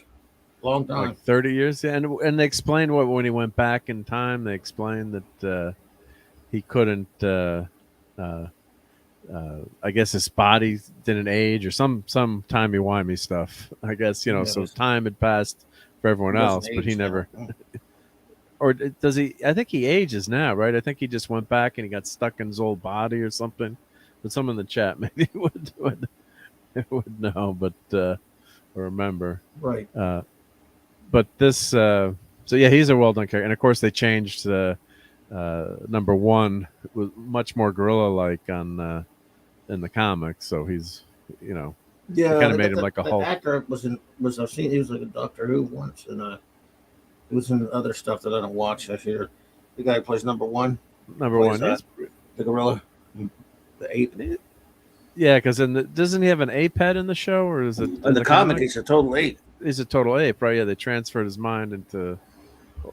Or he's half ape, half human, I think. Or he looks like an ape anyway. Yeah. Looks like an ape, yeah. So, of course, for the comics, for the effects, I'm sure that for the show, it's a lot cheaper. But yeah, so far it's been they've got good bits in part of the season, and they did explain episode 2, Vanya becomes Victor, and I guess they did explain that pretty well. I was wondering how they would handle that. They didn't make it too big of a deal on the show, but the siblings are very accepting, and then they kind of just move on. They touch on it a little bit in the 3rd episode again, but not a lot. But so they kind of explain.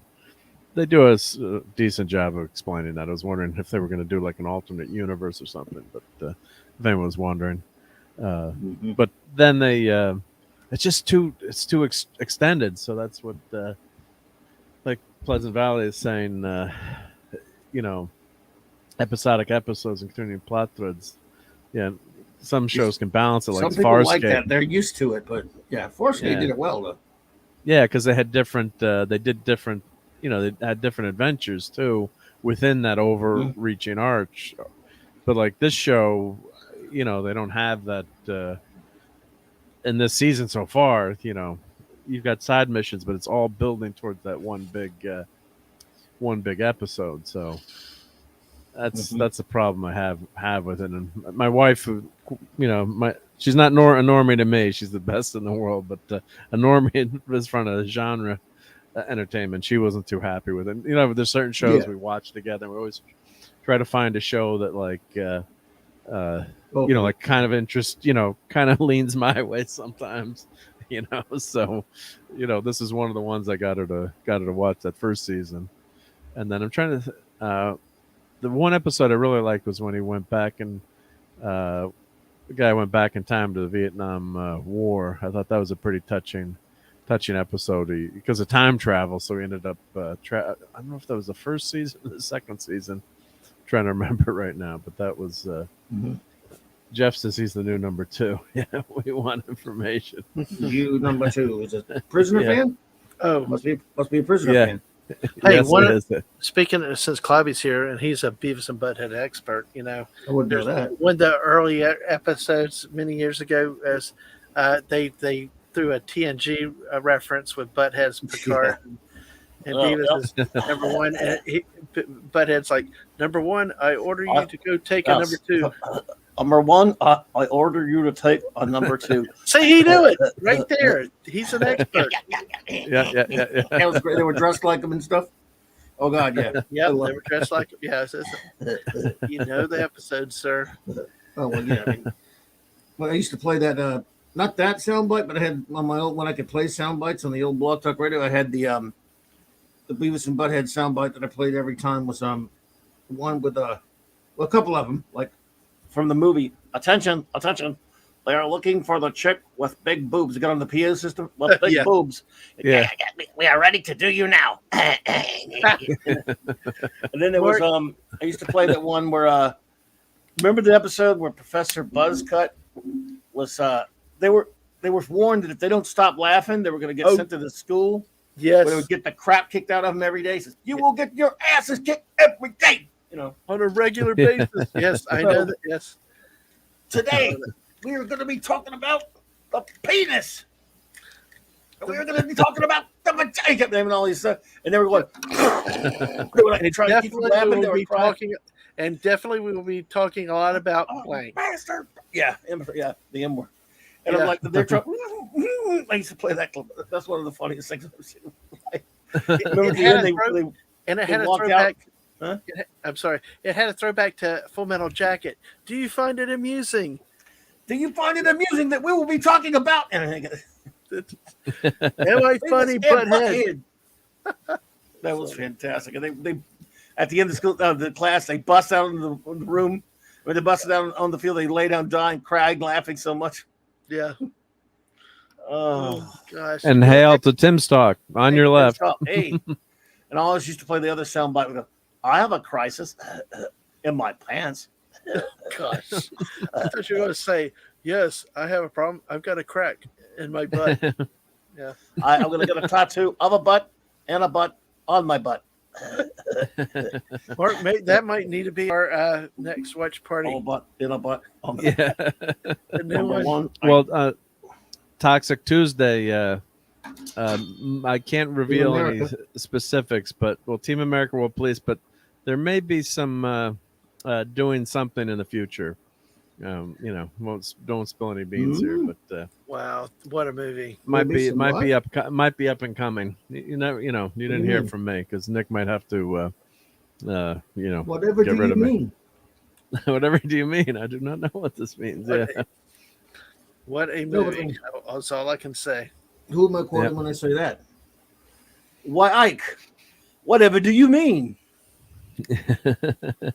Come on, man! If you don't get that movie, you done it on Toxic Tuesday. So anyway, but no, I really don't know what you mean. Are you talking about you're doing something on Toxic Tuesday? Well, I can't say because it's a surprise, but I can't say. But no, I mean, you think it might get you in trouble?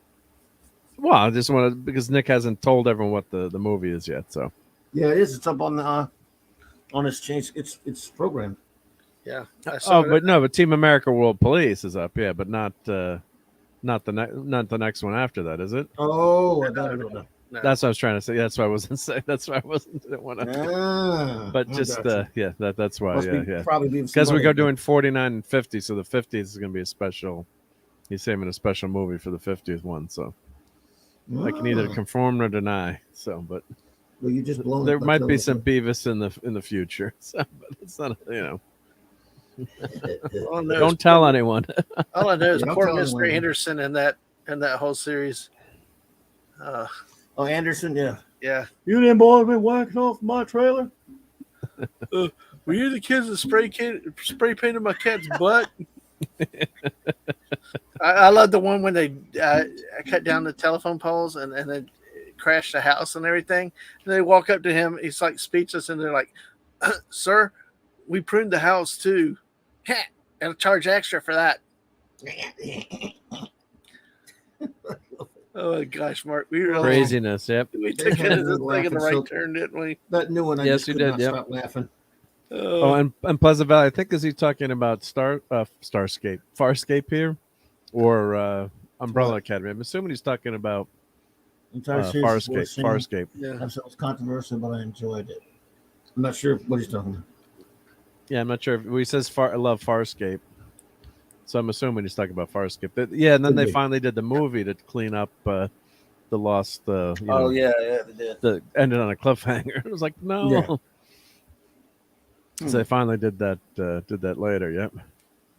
So yeah. So this Umbrella Academy. So far, I'm giving it a thumbs down. It was interesting because they go into this new reality, and then there's the Sparrow Society instead of the Umbrella Academy, and they're all new characters. And one of them is a cube. They don't explain how one of the kids is a cube. It looks like a cosmic cube. They have no freaking, he's just there, and they don't explain it. So What? he's a cube, like this. The cosmic cube? Well, they don't call it a cosmic cube, but he's just he's in cube form. It's like, Okay. and I'm He just just sits there being a cube? well, he can speak in like a kind of weird voice. Which one? This guy on the top right here. See number? Okay. I think it's number. Do they call him number 7? The Sparrow Academy. Sparrow Academy. Yep. Nope, Weird, wild NBC stuff. they blocked your video. Yep. So I'm just not sure who. No, I'm just when people on YouTube they had the video in the article and then the video is gone. Yeah, and it's an article promoting the show, but it still gets knocked out. Yeah. It's Yeah. weird, So wild enter the stuff. Sparrow Academy. So I'm not sure who's I mean, maybe that they do explain what they're what that character is, but I was like, what the heck, there's just no explanation at all. Yeah. That is strange stuff, sir. Yep. Very strange. Yep. And I think Kella was saying prisoner. Yep. Well, that's that's also that last episode. You could Prisoner. reference how popular that was, Cloudburn Times, right? Which one? Last episode of Prisoner? I loved it, by the way. Fallout, it pissed off so many people, but I loved it. Maybe because it pissed off so many people. I don't know. Yeah, Tim, I haven't watched the new season of The Boys yet. I watched first and second season. That's great if you say it's good. Yep, I haven't checked it out yet, but that's on the list of stuff to watch because I try to pretty much watch anything new. Been disappointed by a lot of stuff lately. New stuff. Yeah, I watch too much new stuff. No, I'm yeah, just kidding. I'm saying it to be me. You know. Yeah. I always say that shit too. I hate new stuff, but if you're enjoying it, hey, I say go for it. Yeah. Yeah, I know the scene with Team America I want you to show. Yeah, I got to clip that tomorrow for I'm telling you. That's going to be a tough one to clip. Yep. The Avengers. Yeah, the Avengers is another great show. Yep. What you guys are doing? I'm going to be on the Cardinal Sun show. On Tuesday night, yep. Mm-hmm. If you're talking about the specific topic or yeah, he's got a bunch of comics that Canadian Spidey bought that he wants me to research and talk to him about. Are they old comics, new comics, or? And they're from the 70s, and he gave me the issue numbers. He expects me to do all the legwork on the research of it, and I will. Not that I need to do any research on. I already know about them, but I mean, yeah. Well, they're just like I got the issue numbers. I mean, they're like from basically the like 70 around mid 70s and stuff. Run of a few issues here and there. My boy Canadian Spider-Man, my boy Cardinal Sin. That will be Tuesday night. I think we'll be done by the time you guys go on. Yeah, so I do have my comic book program if you need be, if you want me to thanks. look anything up for you. I If will. there's not too I'll- many. yeah. Yeah, hit me up and I can tell you, like, it tells you writer, artist, inker. You've seen Sure. that. Yeah. Just makes it faster. Yep. So, oh, and here I looked up number 7 on Umbrella Academy, the Sparrow Academy. So here's Christopher Hargraves is a Psychonium cube of unknown origin in the Sparrow timeline. He was adopted by Sir Reginald Hargreaves and became a member of the Sparrow Academy. Weird. He's a telekinetic cube that can turn the room freezing cold and induce paralyzing fear with so much of a warning. Without so much of a warning. The trustworthy lore oracle of the Sparrows is treated as just another sibling. So, but is it alive? It's Or is it Memorex? is this physiology dramatically different from humans, or is incapable of human speech. He can nevertheless create audible sounds that his siblings can understand, and the light he emits appears to be tied to his emotional state. Yeah, so that's just crazy, batshit crazy, but Okay. that's fun stuff. But yeah, interesting. Yep. It's out there. That is wild, weird stuff. Oh yeah, Kenobi was a hot mess. Yeah, that was. Yeah, there were some good scenes in it. I agree. Like the lightsaber battle was kind of cool, but they should, in my opinion, and I think you guys would agree, it never should have happened. Never should have happened. Never should have happened. I know Dad was a Star Wars fan. So What happened? Well, Dad Man doesn't watch. What? Yeah. Yeah. Obi, not Kenobi. I know. Obi was Kenobi. It's like I said,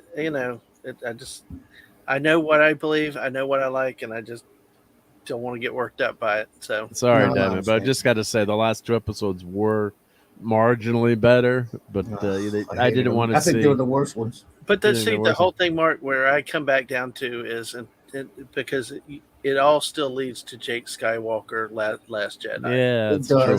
Unfortunately, that's where I just can't involve my. I mean, it's either that or walk around angry, and I don't want to walk around angry. I want to enjoy the. You want to be Dad Man walking, not Dad Man angry. Yeah, exactly. I mean, yes, I got that. I hear that, buddy.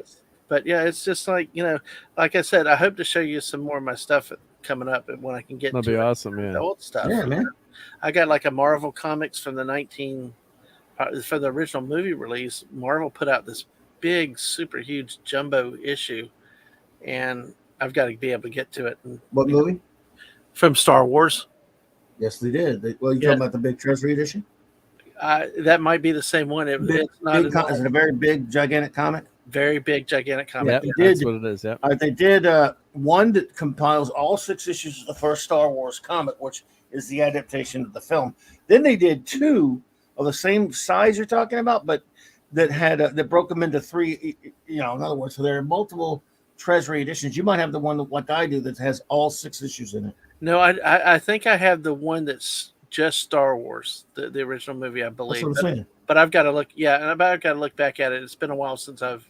But that's 6 issues. That's 6 issues of the comic, I guess, right? Clever. In other words, when Star Wars first came out, they did all the first 6 issues of the Star Wars comic book were an adaptation of the movie, right? Yeah. And then they did a big Treasury edition, was that big comic you have, which is an adaptation of the movie, all 6 issues compiled into that. And then later they did a separate one where it broke that down into 2 Treasury editions where, split it up. But there's one that has it all in there. And I know it's convoluted, but you might, if you have a big Treasury edition, you can show them a picture. You might know it. Yep. And Cal's got a question here while I'm looking that up. So he's confused. Well, Vader says to Kenobi in episode 4, when I left you, I was but the learner. Now I am the master. Was he referring to the events of the Kenobi series?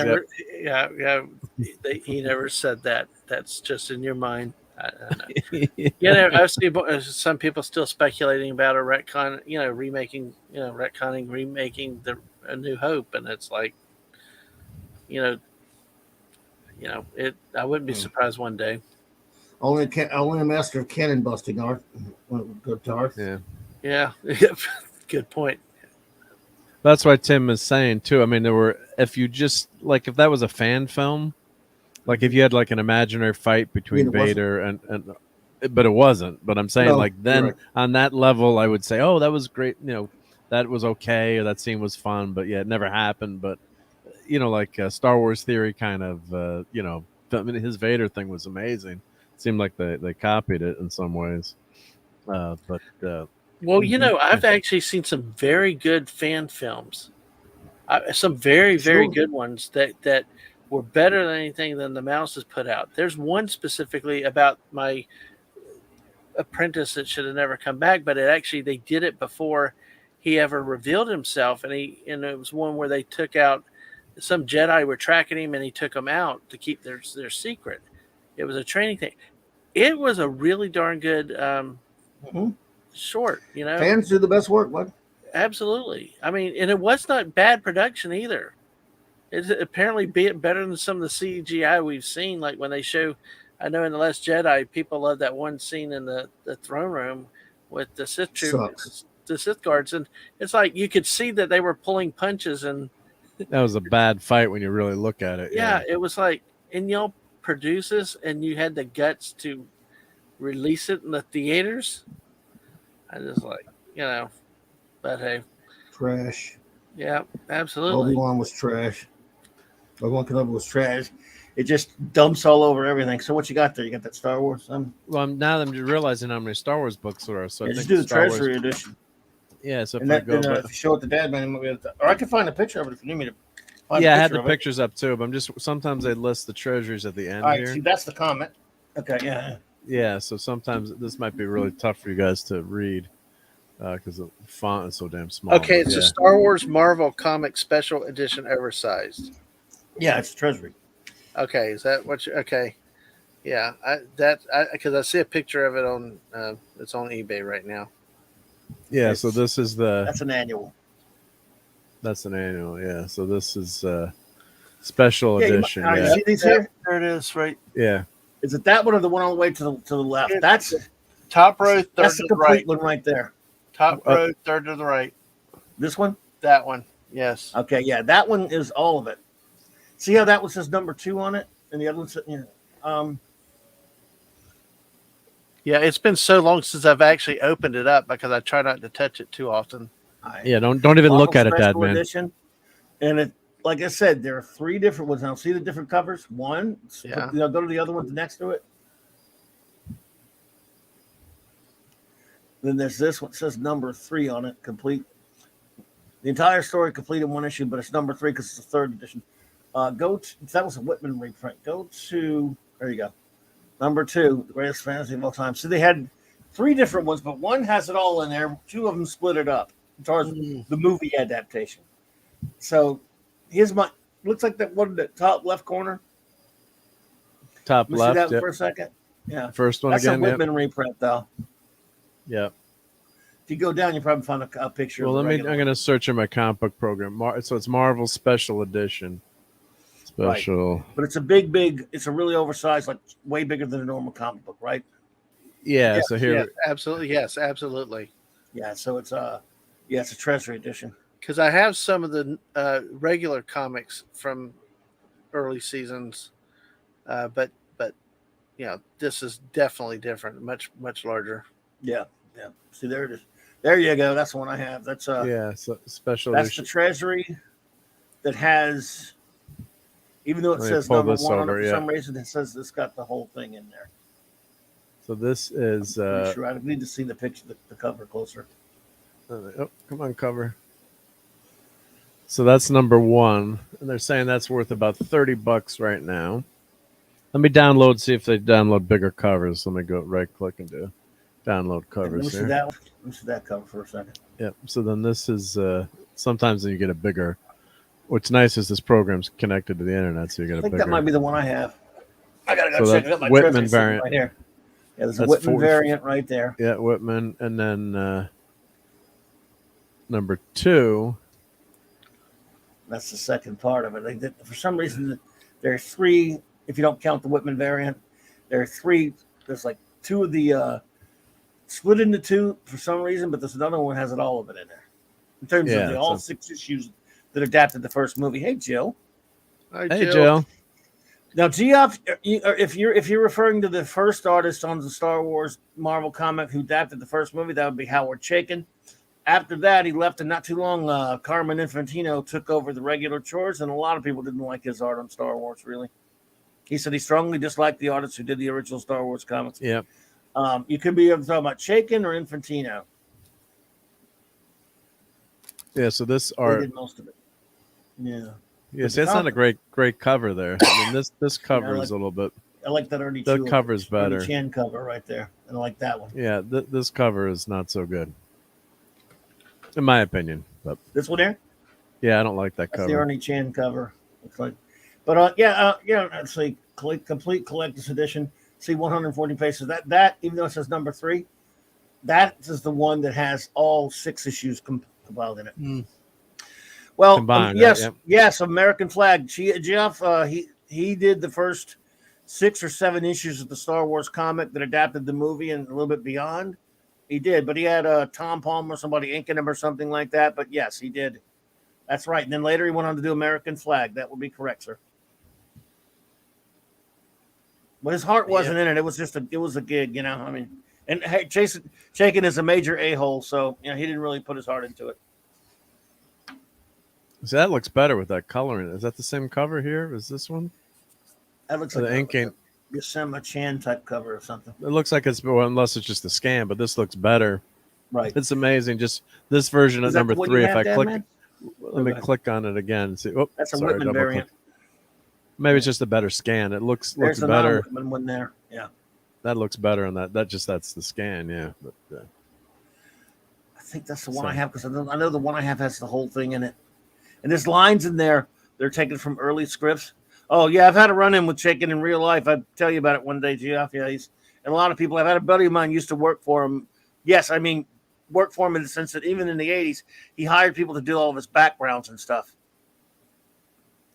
I knew a guy that did all of his background work for him on some of his big projects he did for DC, like The Shadow and Black Hawk and other things like that, and even American Flag and Black Kiss.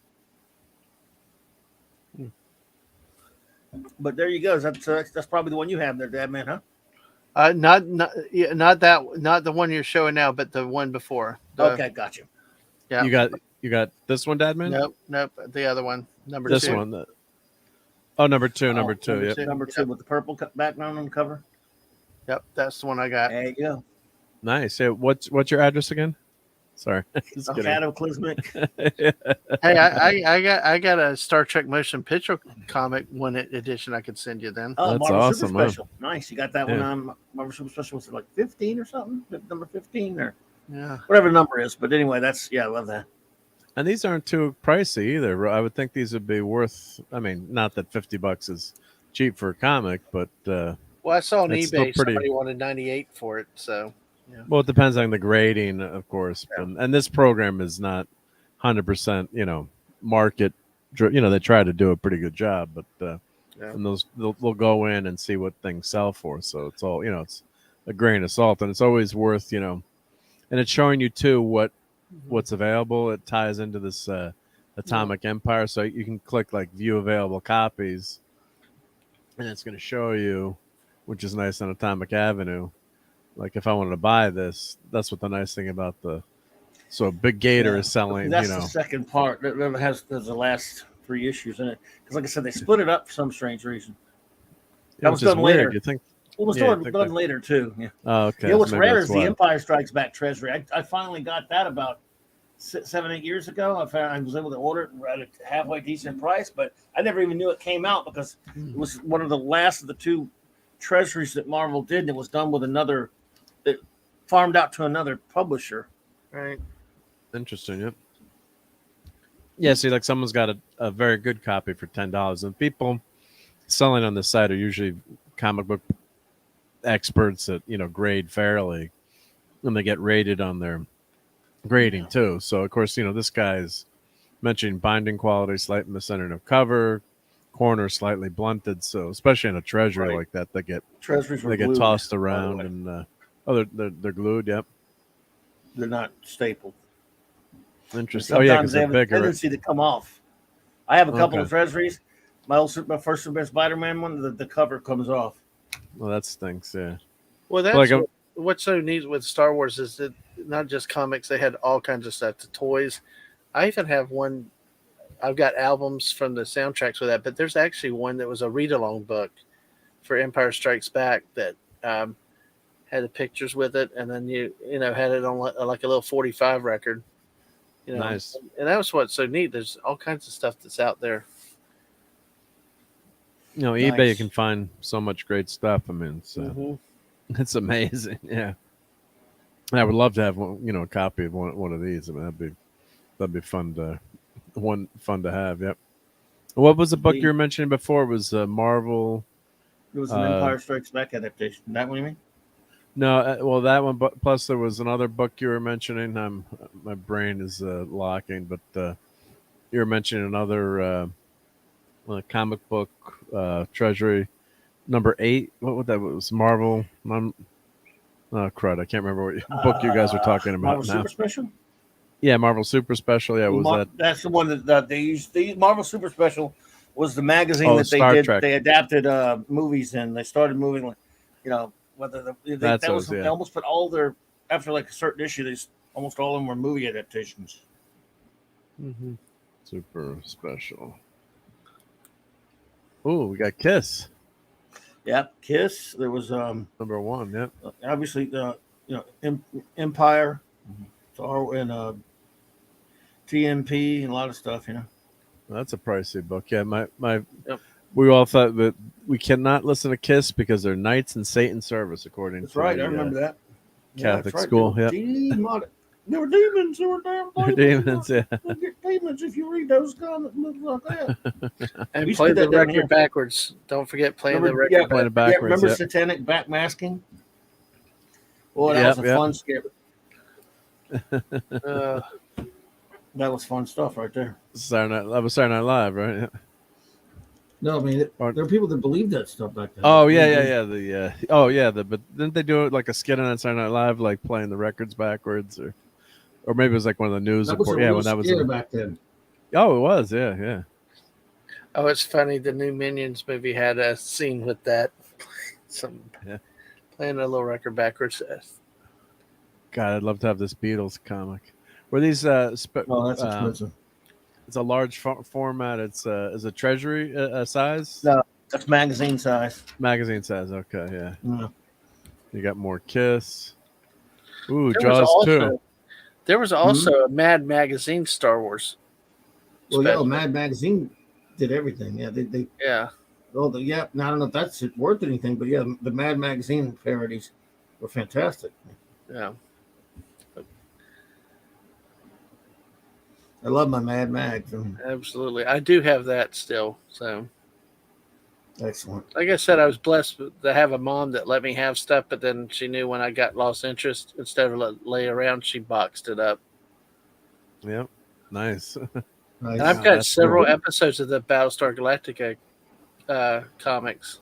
Oh, cool. I love that comic, man. I love the Galactica. I loved it so much I got a subscription to it. That was the first thing Walt Simonson ever was allowed to write was Galactica. Yeah, I liked Galactica. I love the show and I love that comic. And it got really good when Simonson started writing it. Then they canceled it. Yeah. Yeah, the ratings weren't bad either. It was mainly just money. Well, the comic, they canceled it and the comic. That's why they canceled the comic. Yeah, but it was the show was getting decent ratings. Yeah. Yeah, I know. Darn. But there's actually a movie called Space Mutiny that it's famous for using all of its Galactica footage. Exactly. It's heavy on the Galactica footage. You saw the MST3K version of it? Yes, I did. It's hilarious. Oh my god. You know what's funny is if you watch that, they don't even mention the Battlestar Galactica in there while they're doing their riffs. Yeah. And when I first saw them do so, how come they're not making jokes about Battlestar Galactica? They know geek stuff. And I realized that's the joke. Because it'd been so obvious. They're Star-Lord, Marvel Super Special. Most of them were movies after that, but yeah, that's not cheap. And Clobby's Probably. not kidding when he's saying, I mean, you could not miss it. It's like half the movie was Battlestar Galactica footage. You had Vipers and you had the Centurion ships. I mean, it was, And Red Brown. Yeah, I think you even had a base star in there, 1 or 2 base stars. Right. And you had Red Brown. Yep. So, gosh. And maybe there's that scene where, they kept giving him names. Red Brown's this big chunk of cheese, dude, like big muscle bound dude. Oh, yeah. Like Captain America on TV.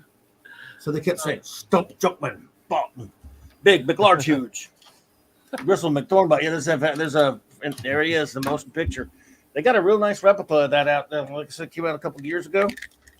I gotta buy that. It was like, it was it was a little bit. It was done on better paper, bigger, nicer paper than that mag, but still that mag. I bought that in 1979 before the movie came out. Mm-hmm. Look at a great Bob Larkin cover, and I like Klaus Janson inking Dave Cockrum. I know Hungry Boy would shoot me, but by Dave Cockrum, one of my favorite artists, did the art. And again, I had not seen a lot of Trek episodes at that point. It was 1979. Yep. I was just under almost 15 years old. And I think this was my indoctrination into Star Trek in 1979. And this came out a couple of weeks before the movie because we got the movie a couple of weeks late. And I wore that sucker out. I could not wait to go see that movie. That's amazing. And did anyone see Galactica in movie theaters? Yes, PvP I did. is twice in Sense-Around. Twice, and the Sense-Around. Yeah, so Sense-Around was a precursor for Dolby Vision or TXX or surround sound. I went, but it was dude. It'll shake your teeth loose. That Sense-Around. Yeah, especially when you're an idiot like me sitting on the front row. Yeah, they put in rows of speakers, so it wasn't that. No, it was 2 big speakers that were bigger than a house. I mean, they were not literally, but remember when movie theaters were pretty big back then, big auditorium. One speaker, dude, was about 6 feet high and about 10 foot across. A picture or of it. Yeah, show a picture of it. They did it for 3 different movies that I know of. Yeah, Earthquake was one. Earthquake, maybe. Roller Coaster, and Battlestar Galactica. Yeah. Oh, so this is the IDW version. See, that's for sure. The reprint. That's the reprint. That's for sure, Jill. And Geoff, I know Starlog magazine very much. Love it. And now that's a magazine. That's not a comic, right? What? What Mark had up there, that IDW, that was a magazine? Which one? That Mark just had up there. What IDW? This one. Or is it a comic or is it official? It's a comic, but in magazine IDW format. did this. This is an IDW reprint from a couple of years ago, but it was originally Marvel Super Special number, what is it, 15, 16, whatever it was. But 15, yep. Okay. But yeah, that's the IDW reprint from a couple of years ago I was telling you about, Mark. Yeah, that's awesome. It's a nice reprint of it. And it's in good shape. It's in good shape. I mean, it's on nice paper. It's really super nice. Not to get that, yeah. But yeah, put that on the wall, yep. Yeah, but that's really cool to get. I wanted to get that for Raquel. I'm not trying to, but came out. Oh, that's not that old, too. 2 or 3 years ago. Yeah, how did I miss that? God. And it was like I don't know, it was like $8 or whatever. Yeah, $5.99 there. $6. Yep, $6 new. So, and I don't know if it was how easy. Yeah, boy, I remember buying this mother right here. That one, and that Empire. one too. Yep, that's the last one. Yep. Well, that was when Marvel Super Special became exclusively dedicated to adapting movies, comic book adaptations of movies, like Santa Claus. Yeah, we did a whole show about that. Remember? Yep. Indiana Jones. Weird. It's weird. The Blade Runner one was in a comic book format, comic book size. All these are magazine size except the Blade Runner issue. There you go. So I have the Conan the Barbarian comics, and that's a cover. But then they did this in. Hey, Captain Spock. But they did this in a I could have sworn I have Conan. Paperback. I could have sworn I had this comic size too. Yeah, the comic size too. Yeah, the covers. I think it's the same cover too. Yep. They used to do that. They would do like regular comic size. First, they would do the magazine that you just saw there. Yeah. Then they would do a little paperback, and then they would do a little. Not all movies, but some bigger movies. Then they would do even break it up into comic book issues as well. Yeah, movie special. Yeah, that's movie adaptations. There you go, right there. Yeah, so I have that one. Yep. And that one, when did that come out? Remember that? Do you remember those days when every major blockbuster film or almost every movie that came out Had a comic. First of all, they all had a novelization. In this case, and they all had a comic book. Yep. Can you find Star Trek TMP comic number 2? Yeah, the first couple of issues of the regular comic adapted. They took the super special and cut it in 3 parts. Yep. That's what. Yeah, Frank Frazetta. Yep, was great. Yeah, Frank amazing Frazetta stuff. was Yep. just the greatest. Yep. Yes, sir. Yeah, let's look up for. So it was Marvel 2-in-1. See what they did. No, see they did a regular comic version. Cockney's talking about. They broke it into 2. But they did Marvel Super Special Blade Runner adaptation has a Steranko cover. Al Williamson did the interior, and then later they did it into 2-part comic book. But originally it was there's the 2-part comic book cover right there, where they did it in 2. But if you find the Marvel Super Special cover, it has all of it in there, and it's you ought to find that cover. It's great. It's by Steranko. I'll go get that. I'm just trying to see if they have a bigger. What was weird about cut version? You know what was weird about there's the comic book formatted.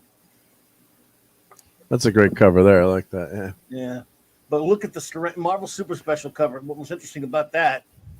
If you find the Marvel Super Special Blade Runner issue, so there's a regular comic book. Oh, look! It says Deckard was human there. There you go. It says Deckard's human right there. That's kidding. The Marvel Super Special Blade Runner, whichever issue it was. Or Super Action, Super Special. Super Special. So is that the first series? Let's see. Yeah, it was first volume 1. TOS. I can't remember the issue number it was, but there it is on there somewhere. There it is, right at the top. I see it. No, you went past it. I went past it probably. Yep. Well, here's the Conan cover again. That cover's much better. You just had, that's great. Yeah. But you had Blade Runner. I see the interesting thing about this. I'm gonna try to see if it's a bigger version. Sorry, guys. Yep. That's all right. Download cover. Yep. Sometimes. Nope, that's the biggest they got. Yep. That's cool. It's a great cover. If you'd find it's just a great Steranko cover. Yeah, that's awesome. This one, that Conan you just showed and all those other ones you showed are magazine size. This one was comic book size. This, for some strange reason, they printed it the size, even though it has both issues in it that they broke up later. I mean, the whole thing in there. The one with the Steranko cover is the size of a comic book. We don't know why they did that. Yeah, that's strange, right? Yeah, and Philbo mentions the Rock and Roll comic. You know, that Rock and Roll Marvel adaptation comic, I don't know what it's going for, but you can't even get the movie. All you can get is the comic, which is taken from cells from the movie. You familiar with Rock and Roll?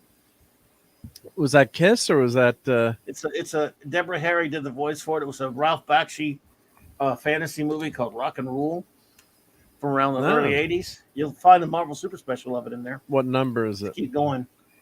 I don't know. It's in there somewhere. 9, 10, Star-Lord, 11, Warriors of the Shadow Realm. You're at Marvel Super Special. This is the earliest. It's after Blade Runner. Okay. It's got to be after Blade Runner. Oh, Annie, the sun will come out tomorrow. Yeah, the sun will come out and burn you tomorrow. Orville time. You haven't heard of there's Rock and Roll. Dark Crystal. I see Rock and Roll. There you go. Ah, there we go. Now that's also small format. It's not, for some reason they made that the size of a comic rather than a magazine. I remember when this came out. This movie is so hard to get. All you can get is this. I mean, I think you can get it bootleg, but it's not legally out. It was a Ralph Bakshi animated rock and roll fantasy type thing. And if you open up that comic, it's like panels. It's like cells from the movie. Wow. It's not available anywhere. He said it's a DVD set, and Philbo says. I didn't realize they had. I heard he couldn't get the sucker. Let's see here. Never seen it. I got to look that up. Yeah. That's interesting. Yeah, I love Deborah Harry and Blondie. That's a tough movie to find, but I can remember anyway. It grossed 30,000. Yeah. So Critical Reaction. Well, I'm sorry. It wasn't Ralph Bakshi, by the way. It was Nelvana. I apologize. I don't know why I always confused it with but it wasn't. It was a Nelvana movie. Nelvana's did a lot of interesting stuff. They actually did the Boba Fett cartoon on the Star Wars holiday special. Oh, wow. Okay. Yeah. Nelvana did that, and a bunch of other stuff. So yeah, I apologize. It wasn't really Baxi. I don't think. I think it was just Nelvana. Interesting. Yep. Out of print, but Philbo has it. Way to go, Philbo. Yep. That's why you want to have physical media, right? So it doesn't go away. Yep.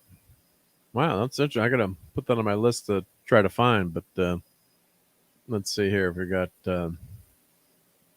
home media. Yep. So 2005. Yep. They uploaded the film to its YouTube channel. Upload is made private as of April 2022. Oh, and it was which was currently available on Amazon Prime Video after Amazon acquisition of MGM. So maybe it's on Amazon Prime right now. Interesting. What it looks like. Yeah. Very cool. Well, that's very interesting to find out all this information. Yep. Learn something every day. So add that to the comic is only $8. It says here. So, but of course, that's I don't know if that's how accurate that is, but that's very interesting. Yeah, really cool. Because Nick, we just did heavy metal on Toxic Tuesday. Yep. I wonder if that could be like a suggested level, but obviously the market determines what it is. Whatever somebody will pay is what they'll pay. No, that's true. Yep. That's what everyone always asks. What's it worth? How much is it worth to you? Yep. It's like what you pay for it, right? So yeah, that's the funny thing. I didn't own a comic book shop, but it was in there enough for people to come in. Raquel's come in and said hi real quick. Hey, Raquel.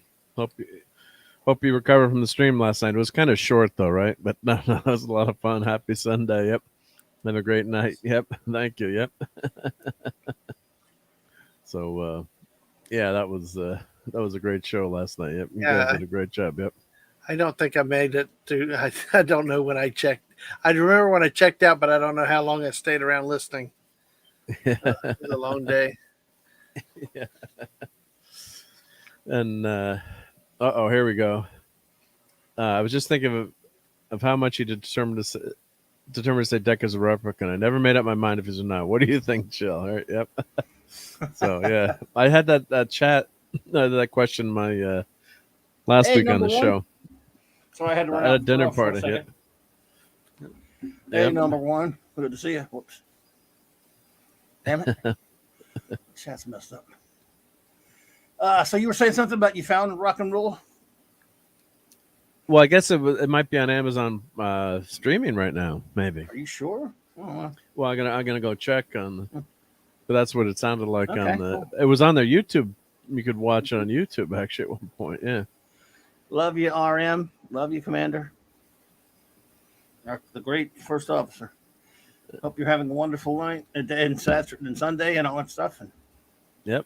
Have a great family day. Yep. Tomorrow we got Independence Day. You know what? I wish you should have got that, since you know how to clip stuff and I don't. I like that clip of Gene Hackman from Unforgiven walking up to Richard Harris. Oh, I can clip that. You talk about the Queen again, Bob, and then he hits on Independence Day. Boom. Yeah. You would talk about the Queen again? Yeah, I love that. Well, sometimes what I do, I just go to YouTube and just put the quote in, and then sometimes like a clip will come up, really short one, that you can clip. Yep. Yeah, but I can't. You're good. Yeah, I know how to do that, but that just saves time. Yeah. Oh yeah, nice. Yep. So let me see here. What was I looking for? So let's find if I can find that rock and roll. Rock and Roll. My wonderful friend Melinda from Retro Lessons, she likes that movie a lot. It's a different kind of a thing, I'll tell you. So yep. So it's actually Prime Video, $20 to buy. No kidding. There's a Blu-ray from ABC import from Spain for $15. Wow. Let's see if I'll pull this over. Okay. But I can't scroll up because then it shows where you're located. But yeah, so $15. But that's I don't know if region ABC. And it's on Prime. I guess it's on Prime Video too. 25th anniversary stuff. Blu-ray. Wow, Okay. $15. All right. Two left in stock. So it exists. There you go. I mean, it was told does for long. exist. Is that recent? Well, this is active now too. Yeah, so it Okay, says. because Yeah. I mean, just a year or so ago, I was talking to Melinda about it. She was talking about how she wanted to get it. I didn't know it was coming out, and I started looking around for it, and you couldn't find the 25th sucker. anniversary. Yep. Well, 25th multi-format anniversary. from 315 and 319. Yeah, Blu-ray. So Blu-ray is $15. Yep. You know what I need you to look up, by the way? The other night on Nick's show, we decided what we're going to review on their show. So you know, sometimes we'll do reviews of comics on there. We're going to review, and I don't know if you care about it or not, but you're of course welcome with us. In a few weeks, we're going to review Nova, the Richard Rider Great Nova series from the mid 70s, 1 through 10 or something, or 1 12. through 14, 1 to 13 or whatever, including the Spider-Man crossover. And we're just looking at stuff, and Ironcaster has the first trade. It's called Nova Classics. The the price on that first Nova Classics trade paperback is absolutely ridiculous beyond belief. You would not believe it, what it's going for on Amazon. Why? I want to know why. Exactly. I'm going to look at it. I don't know Nova Classics. Why. So if you look it up, Couldn't you buy the original books cheaper? You could. Yes, you could. Well, let me see what the original Nova. You really could. Yeah. Let's see what Nova's got. What's Nova number 1 going for now? Holy shit, $246? Still cheaper than that trade. Although all combined together maybe that's why. This used to be in the dollar bin. Man. This used to be in the dollar bin. I know. I love that comic so much. I mean, these are comics were uber cheap before. Yeah. Well, now $15. We're gonna have to read them online or some shit like that. Because I mean, but he found it at a con. If you find that trade somewhere and it's just even at full cover price, it's worth it. I usually wait for go if you can find that Nova Classics trade. I'll look for it. Yeah, but see, I only have 2 issues of the original run of Nova. Yeah, I used to have them, don't have them anymore, and I've always wanted to just get the trade. And the other 2 Nova Classic trades are normal prices. The first one is stupid, but it does not make. I put you like this on Amazon. It's $700. Well, that can't be right. That's gonna be something. Well, you can price anything you want to price if you don't want to sell it. You know, I always have a saying when I go to certain comic shops with bad prices. You know what I call it? The price to keep. Price to keep. Yeah, that's price to keep right there. They don't want to sell that. Right. Yeah. Or show me my money. Yep. Price. Show me the money if you want. If you want to pay for that, yeah, that's. Yeah, you guys don't want to sell this, do you? Yeah. Well, guess what? You ain't gonna sell this. Well, these were comics my grandfather would have brought back from me. So that was my first Nova comic, number 16. I love Nova, but see, after about 14 or 15, it got really crappy Infantino art in there. It was really bad. You know what I'm saying? Yeah. Let's see. Buscema, and then Infantino. But I still love that issue. I remember reading that when I got it. Yeah. And I'm like, where's the rest of his body? I'm like, where's his body? What happened to it? It's a rocket trail. Yeah. But that was fun as a kid. You're like, what's going on? Yeah. I love Nova, man. I love Richard Rider Nova. Yeah. Yeah, plus I think Blu-rays are region free, not DVDs. My understanding is Blu-rays are all, they gave up on the regions because they realized let's try to sell stuff everywhere. Oh my gosh. Yeah. I thank God Mrs. is here to interpret all that for me because I got to want to buy something. She's like, check the regions. Like, what? You can't even find Blu-rays at Walmart stuff anymore. Yeah. That really not. You got to order them right now. Oh yeah. Not that there's none, but I mean, Claude said he went limited. Recently, he's been going. He just wanted to go buy a new Blu-ray player. Blu-ray player. Yeah, just a player. He said, they don't actually. But he just said, he just wanted a new player, and it was ridiculous. He couldn't find any out. He was just running around a couple. Just wanted to go get one at the store because it's a pain in the ass to order stuff. Really, if you can just go grab it at the store. Yeah, And there's only you want to get a 4K one too. I guess. I mean, now Yeah. that they're still selling 4K. I don't need that many Ks, but I think this. I don't know if he special needs K. I think he's in seriousness. I think he's just talking about a plain old Blu-ray player. Yeah. Well, I mean, most you of don't have them a are. 4 correct? Most of them are 4K now. Anyway, I don't think it's pretty tough to find something that's not for. It's like why bother? And Captain Cockney Spock has one that refuses to play here in New Zealand yet. Sometimes you get bad discs too. Like I've gotten bad discs on Expand Season 4 Blu-ray. But I've had that happen before. The disc comes loose in the box, or like one of my Sgt. Pepper's Blu-rays. Once in a while, it doesn't want to play, and I got to clean it. And I should have sent it back because it was from that special box set. And I have a really good Oppo Blu-ray player, and it's just frustrating when it doesn't want to play. But yeah, it's a pain. Yeah. So let's see here. Nova Classic, so $30 they're saying. I wish. Well, and damage you can't get anything that way on Amazon, dude. Amazing Spider-Man 171. Let's see. Look at it on Amazon. Let's see if I can. Can you buy? Let's see. Because if it was just $30, I just go, what the hell? Even though I usually don't spend that much on a trade. And then number 2 is $29. Yeah, it just must be out of print, but yeah. So they've got. I guess they've got the whole. These 3 books gives you the first run of 25. Almost all I need, yeah. Because after issue 13 or so, Infantino came on the book, and then that first Nova Classics has that plus the issue of Spider-Man that he crossed over with. Yeah. So let's see. Price cover guide $30. One copy here. They have it for sale. You can buy it for this guy from $30. Where? Free shipping. I couldn't even find it on eBay. Well, this is Atomic Avenue, so it's the creator of Comic Base. I gotta find out how to get in touch with him and get it. Well, I'll put it in the private chats. No one buy this from Klobby.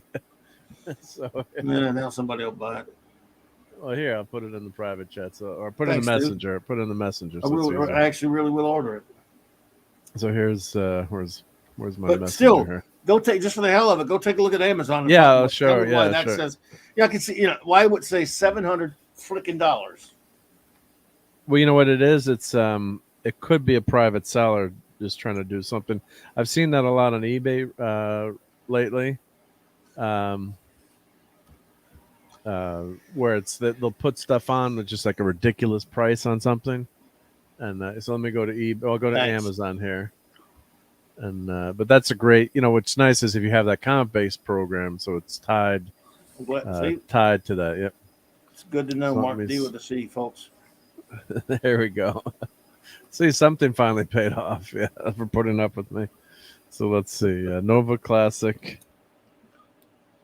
Come on, type fingers. Computer. No computer. Yeah, let's see here. Nova Classic number 1. Well, Kindle and Comicology is let's scroll up there. So Kindle and Comicology is $16. So Comicology, what did you do to your site, Comicology? Your app? No, just. What they have any sales this week because of God. Because of the whatever. Oh, got Thor coming up.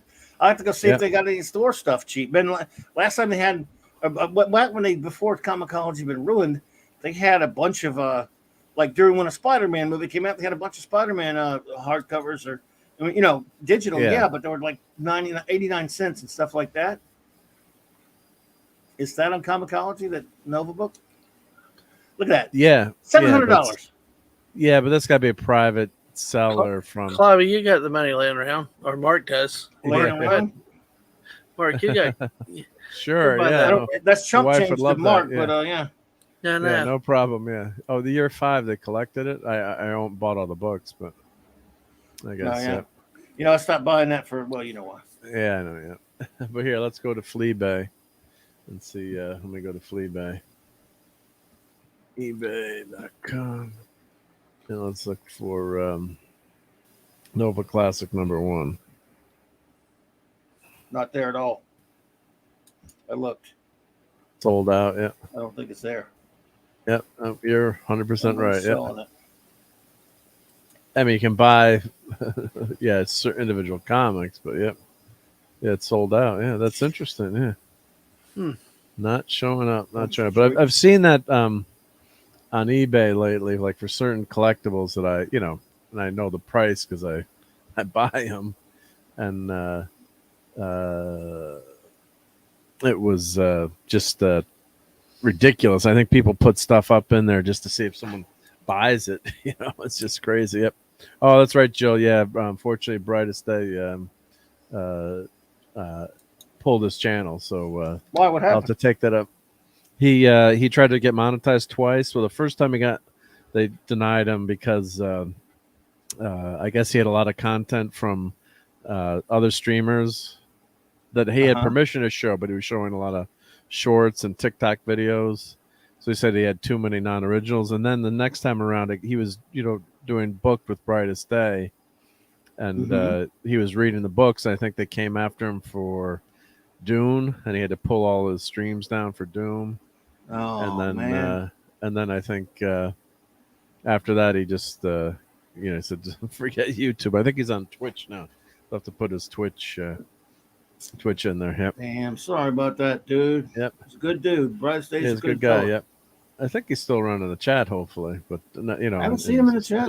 I haven't seen him in a while. Though. He's okay. Yeah. He lives. He's in Connecticut. Another good Connecticut guy. Yep. So, yeah, bet Mark has a laser display. Yeah, so hopefully Brightest Day has. We'll see you back here soon, buddy. But I got to pull his.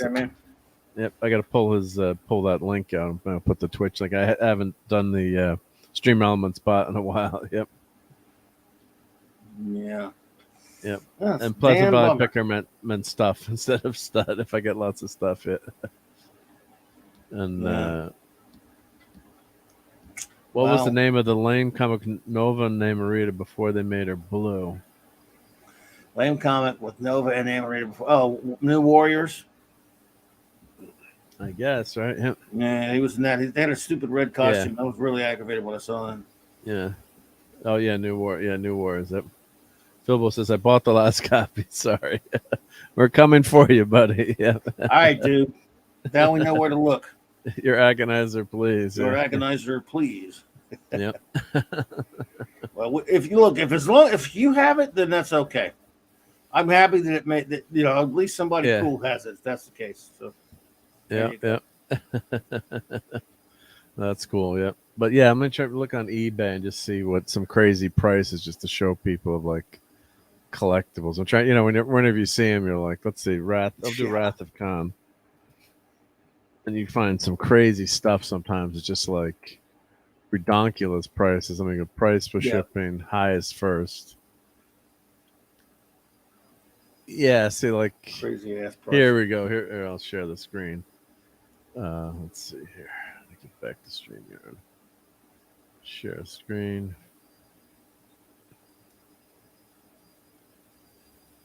So, like, they've got a QMX refit artisan replica, which is gorgeous, I'm sure. Pre-owned, $325,000. Excuse me. So, is this from the movie? What the hell is that? That's a battle damage from Trek. Well, battle damage in Trek 2, but is it from Trek 3 or Yeah, let's go. I mean, it looks gorgeous. Wow, that's beautiful. Yeah. I mean, God, who wouldn't love to have that? So that's the one discrepancy in Wrath of Khan. If you've seen it enough, the photon torpedo launcher on the right side is taken out and is nuked, and then it comes back to life in a later scene where it's a continuity error in the movie. If you watch and you can see when they launch Spock, unless they're explaining they fixed it in between now and then, but they knew exactly where to hit us. So who knew? Who knew? Why? Yeah. So let's go to my. Hang on. There we go. I coupled my britches down.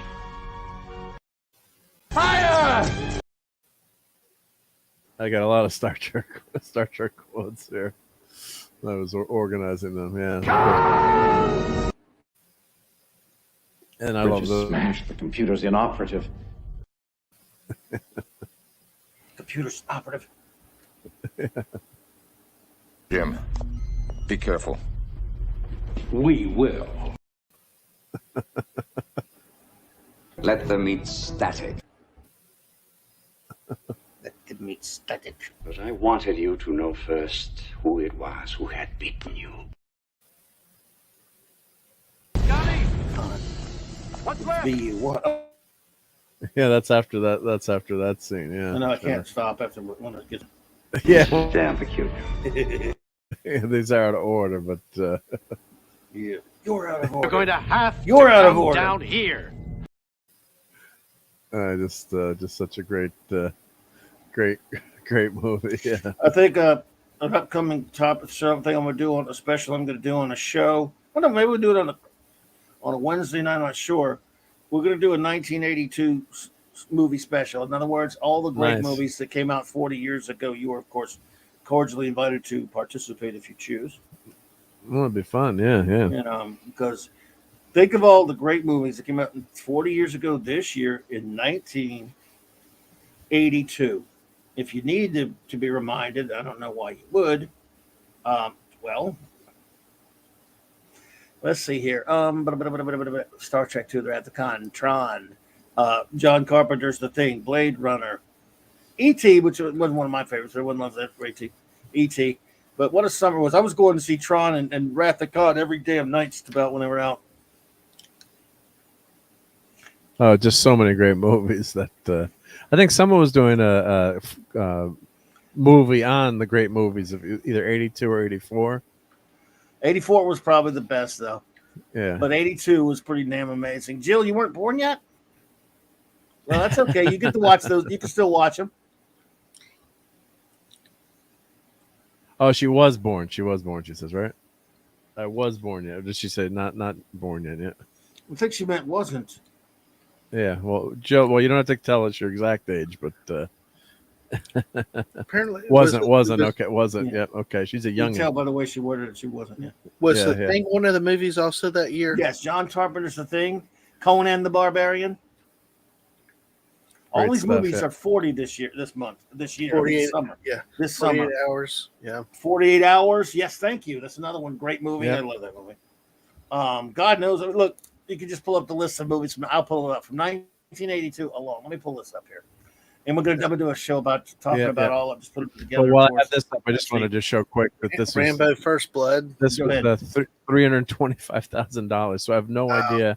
I mean, What you is? know, this model is 320. I just want to show you some now. Maybe I don't want to, disparage the seller in any way, shape, or form. Maybe there's a reason it's that expensive, but it's doesn't say it's screen used here.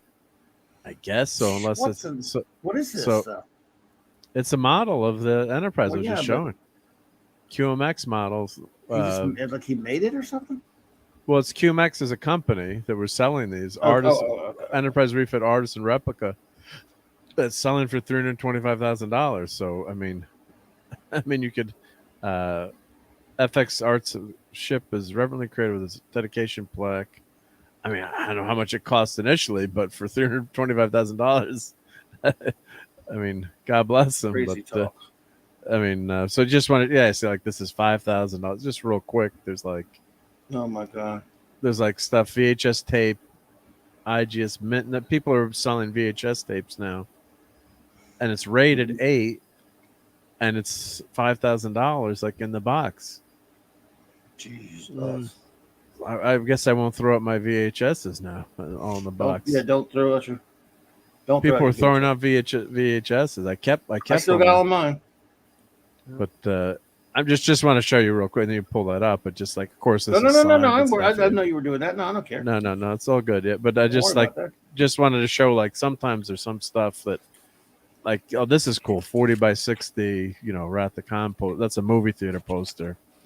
But I just wanted to show like an example, like No. this $1,000 Your show, buddy. Come on. Hallmark ornament God, I want that ornament. I should have bought it when it came out. I don't know why I didn't. Jesus. Oh, the one that they But it's referenced in 1,000. Free Enterprise, or the other? No, this is the Wrath of Khan keepsake when they're the death scene. But it's 1,000 smack rolls. It's like, wow. Oh God. I mean, that can't. Like this, signed by Gene Roddenberry. Oh, I mean, that's sweet. I own this. What do you mean $800? I have this. Don't tell the wife, please. Hello, is this Mark's wife? Yeah, you don't know me, but I hang out with him all the time on YouTube. What's it worth to you to know what he's spending money on? Yeah, but it was only $40 when I bought it, or $80. Yeah, but that was a Tyler Stout. I mean, there were two editions. There was a gold one, and then there was another one. I don't remember which one I have, but $800. That's a lot of bacon. They're a very limited edition. Yes. They only made like 250 of them. Like the poster we sent you, of the thing. Did you get that framed yet, or? Not yet. No. I don't know Not how yet, I'm going to get that framed. You know how much it's going to cost, but I promise I'll get it done someday. When I do, you'll be the first one to see the picture. Well, did they have back then? Did they have like the stuff out in the theaters? Like we saw the Minions movie, but they have props that are in the theaters that you know it goes home with somebody, but it could get on the market at some point. They had a Minions Minions table soccer top game. I mean, do you ever find stuff like that on eBay or? I mean, you could, but yeah, you could, but it's tough to it's just it's just hit or miss. Like these guys are saying, they have the Mondo posters are super famous for really great posters. So let's see what this poster from France. Let's see. I'll just put Mondo. Let's see if we go to his store, visit store. Is it all Mondos? Yeah. So here, I think I have the regular edition. I think. Yeah. See, there were two editions: the gold and the white, and the regular. And of course, it was Wrath of Khan, so I had to buy it. Yep. But they did have a lot of great. And then we got you that the thing poster. Thank you, by the way. Yeah, thank you. It was a Mondo poster, but it's some great. I love it. Just gorgeous. Yeah, look at this Captain America. I mean, I don't know how. I'm afraid to find out how much it costs to frame that sucker, but I'm going to do it. So, yep, it'll be worth it. Yep. So they have some great. More enabling. More enabling. Yep. So let's see. Let's see. Search Star Wars. See if they got. These are my favorite Mondo posters. I don't know if you've seen. Let's see if they have them in here. There was an edition, and I just missed getting one of them. Who's the artist? Let's see. Not Tyler Stout. It was. Let's see. I'll just do a search here. Mondo Star Wars. And Kyle, those were listing the asking price. Yeah. For some of those items. Yep. Let's see if they have. The Ali. Was it Ali Moss? They're just so. And I remember where I was at work and the accountant was there and I was like, wait, I gotta. Oh, here we go. Oh no, that's a copy. No, this is a joke. That's the style of the poster. I'm like, I'm in this auction. I gotta try to get these posters. Let me see. Well, actually, if I do price high to low, then I'll price highest first. Let's see if they're gonna show them. And as soon as I see him, I'll know him instantly. These I didn't like as much, the Tyler Stout ones. Where the heck? Well, they're just so rare. I guess they're not even. There's none for sale right now. I'll do a search on the other screen, and then let's see. Jeez, those are beautiful. Those are amazing. Some really cool ones. Yeah. Jedi one is great. Mondo Star Wars. Here we go. Here's the. I guess no one has reprinted these, but these are just. Oh, I missed out on buying these. Just missed the auction. Let's see if I visit the site. But these are just my favorite. One of my favorite Star Wars posters. Those are nice. Oh man. Ali Moss. Yep. Yeah, beautiful. Those are gorgeous. Yeah. Jeez. So you could either buy 3 of them or try to buy them individually. I think I went to buy all 3, and one was left, and I think it was Jedi, and I should have just clicked it. So yeah, each poster's limited edition of 400 and costs $50. Yeah, but they're worth thousands of dollars now. So look how those cool are that nice posters. Yeah, look how cool that poster Wow. It's beautiful. is. It's just amazing. Amazing. Yeah, because it's so. And the more you look at it, the more you see in the poster. It's just so well done by Ollie Moss. I like And then this one. I like look at that. How Boba good is Fett that? and that orange with. Oh my goodness. No, wait a minute. I mean, it's Cloud beautiful, City. but what is it with Cloud Boba Fett? Come on, he doesn't encapsulate that movie. That should be Vader's. Yeah, but still, it's I know. I just don't have the Boba fetish. You know the Boba Fett. Yeah. I have a little bit of a soft spot, but I understand that it's overrated too. So, And then Oh, Jedi. it's Here you beautiful. get. But but you're there's right. Vader. You're right. You would think that you would think Vader would be more of the Empire and not Return of the Jedi. Yeah. Yeah, considering- Return of the Jedi would be Luke. Yeah. Or the But look Emperor how or something cool like that. Look how cool Well, that. It's beautiful. I mean, Yeah, they're still well, great yeah. posters. I'm nitpicking here. This is great. Yeah, posters. yeah. But I remember reading. This is the Collider. I remember reading this when it came out, and this is the best one. I think the first one was 3PO. But yeah, they cost $50. Yeah. So yeah, just then everyone was after these posters. So let's see. I wonder if they have them. Yeah, Orly Moss Star Wars.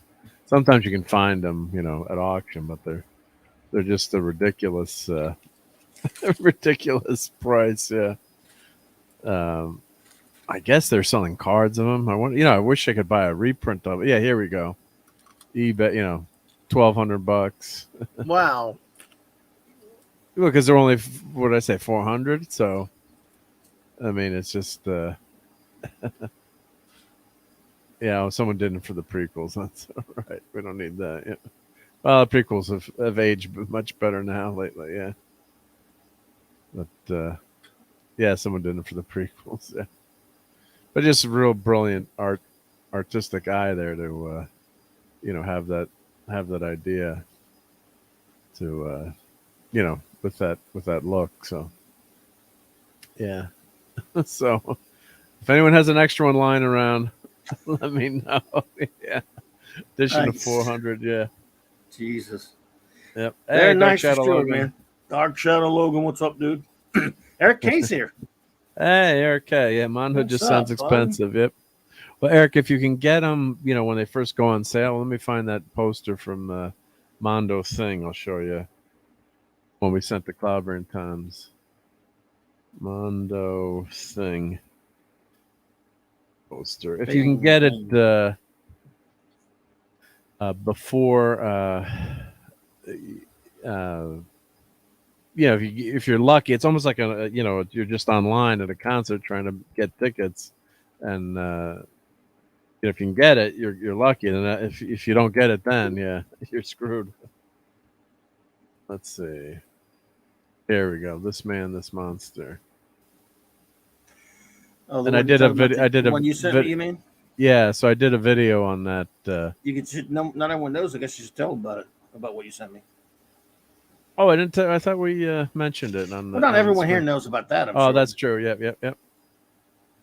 So this was only 50 smack rolls, so it wasn't too bad. Damn, but as Tell them how big that sucker is. yeah, so it's massive. So it's what's the size here? It's it's gorgeous on. It's like on really heavy paper. The paper is really and of course when I clicked on it and I got it in the house, and I'm like, maybe I'll tell. And there was a gift from Raquel, and I think I helped to cover some of it or whatever. It doesn't matter. And I'm like, I'm gonna just tell Raquel it never showed up. It's like because it was so 24 by 36. So I would not have blamed you at all. yes, I'm like, it didn't. Yeah, I don't know what happened. Here's your money back. Yeah, and then they were selling Galactus at the same time. So they had they had a Galactus. they had a Galactus, and then I went to buy it, and then it was sold out. Which Because Galactus? it's so Which Galactus? The character or the Cloud? Character, Wow. yep. This one. Not the Cloud one. Okay. Yeah. So they had this for sale, and I tried to buy this, and I thought it was pretty cool with the colors and everything. And I just I made sure I bought the this monster, and bought that. I didn't even mess with it because it sold out so quick because it was only how many copies was it? 150 of this one. So I mean, think of it. It's like people, that's a gorgeous, and to have that too, printed 24 by 36. It's a big ass poster. So it's a lot of fun to have something like that. So let's see here. I think I clicked too fast. Let's see. Go back one. I think they did. How many of these did they do? Yeah, 150. They're only 150 in the world. So. Yeah, good old classic Kirby thing. Yep. So that's So Mondo Shop has just great. Yeah. Let's see what posters they have now. Oh, Jaws 3D. I went with my friend Brian to see that. Jeff, if Jeff is still here, this movie is so bad. Oh God, Jaws 3D was just so bad. Oh, they got a Hulk poster. Wow. That's not bad, actually. That's kind of cool. Fluorescent inks and pretty cool. How many? 200 of those. Yep. So if it doesn't sell out, look at the man thing. That's pretty cool. I mean, so they're they're definitely a pricey poster for 240. How big is that one? Small, 16 by 36. Oh, 36, not bad. That's yep. Yeah, Jeff, I am. It sucked, yeah. Oh, The Hunger. Was that the David Bowie movie when he was a vampire? Yes. Yeah. That's right.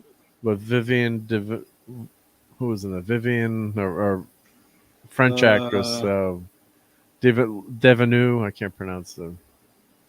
Trying to remember. Yeah. And then they have a new what's the Batman doing up there? Let's just try to see. Do they have any Batman stuff? I think they had some new action figures of He-Man that were out that people were raving about. Rick and Morty. There was for Pat S. Yep. Yeah, and then they had like a special edition Wolverine from the. I wonder if Michael from Retro Blasting bought this. Which one? This Wolverine 1/6 scale. It's the animated. I don't think he gets 1/6. Doesn't get 1/6, but I know he's a huge fan of that animated, right? So. Yeah, but he did. I don't think he cares for the 1/6 stuff. 1/6, yeah. But this, God, look how cool this is. That's super cool though with the animated version. Yeah. Oh, it's got different heads and yeah. So they do specialty stuff too. So Mothra. Oh, Ironcaster would like that. Oh, and the creature from the Black Lagoon. How cool is that? That's a classic. I would like that. So yeah. So Bat. Oh, so they're doing 1/6 Batwoman. Wow. Or Catwoman. And the Iron Giant. Oh, that's nice. Yeah. Yeah, so they've got specialty. Oh, the He-Man. This was sold out. Everyone was raving about. And I'm not a huge He-Man fan. It was a little bit past my. I just missed it as a kid. But I of course watched the comic. But yeah, look, that's a pretty amazing action figure. Wow. Wow. Pretty cool. That looks pretty nice. That's the fun thing about action figures is you can, do all kinds of scenes and pose them and not like statues. But wow, that's a good looking action figure. True. I have the power. I need a shower. I mean, that was yeah. I can see why why that's sold out. But yeah, people were raving about that one. Wow. See, enabling everyone here. Godzilla. This was Stop with the enabling. this one was the fun hysterical. I have a friend who bought this. Is it possible we may be helping Mark with therapy here so he can look at it without buying? You know? Yeah, I Yeah. think it could be it. Yeah, that could be it. Yep. Wolverine in bed from the animated series. So you can leave him in the box. I've seen that. in the bed. That somebody's made that a meme, I think, out on Twitter. Yeah, with Gene Grant and Scott, because that was. Yeah, there you go. Just too hysterical that they made that into an action figure. Yeah, is it sold out? Oh, it's not sold out. Yeah, that's hysterical. Oh god, that was good stuff. So you were going to show something, Cloudberry, and No, I ain't worried about that. What were you gonna show? Remember. I don't. No, I can't remember now. I think movies from 1982. Oh yeah. Why don't you show that? Oh, it's not that big of a deal, is it? I'd rather look at posters, but yeah, we can. Sure, I mean. No, yeah. I wasn't going to show it. I was just going to talk. No, I wasn't going to show anything. I was just looking at list, which movies came out that year, because we're going to do a show about it. Yeah. At some point. But just an example of movies that came out that year. Fast Times at Ridgemont High, which I've never really watched much. Everyone loves it though. I was never a big fan of Dark Crystal, but when it came out that year and I went to see it, everyone loves that movie. Wes Craven's Swamp Thing.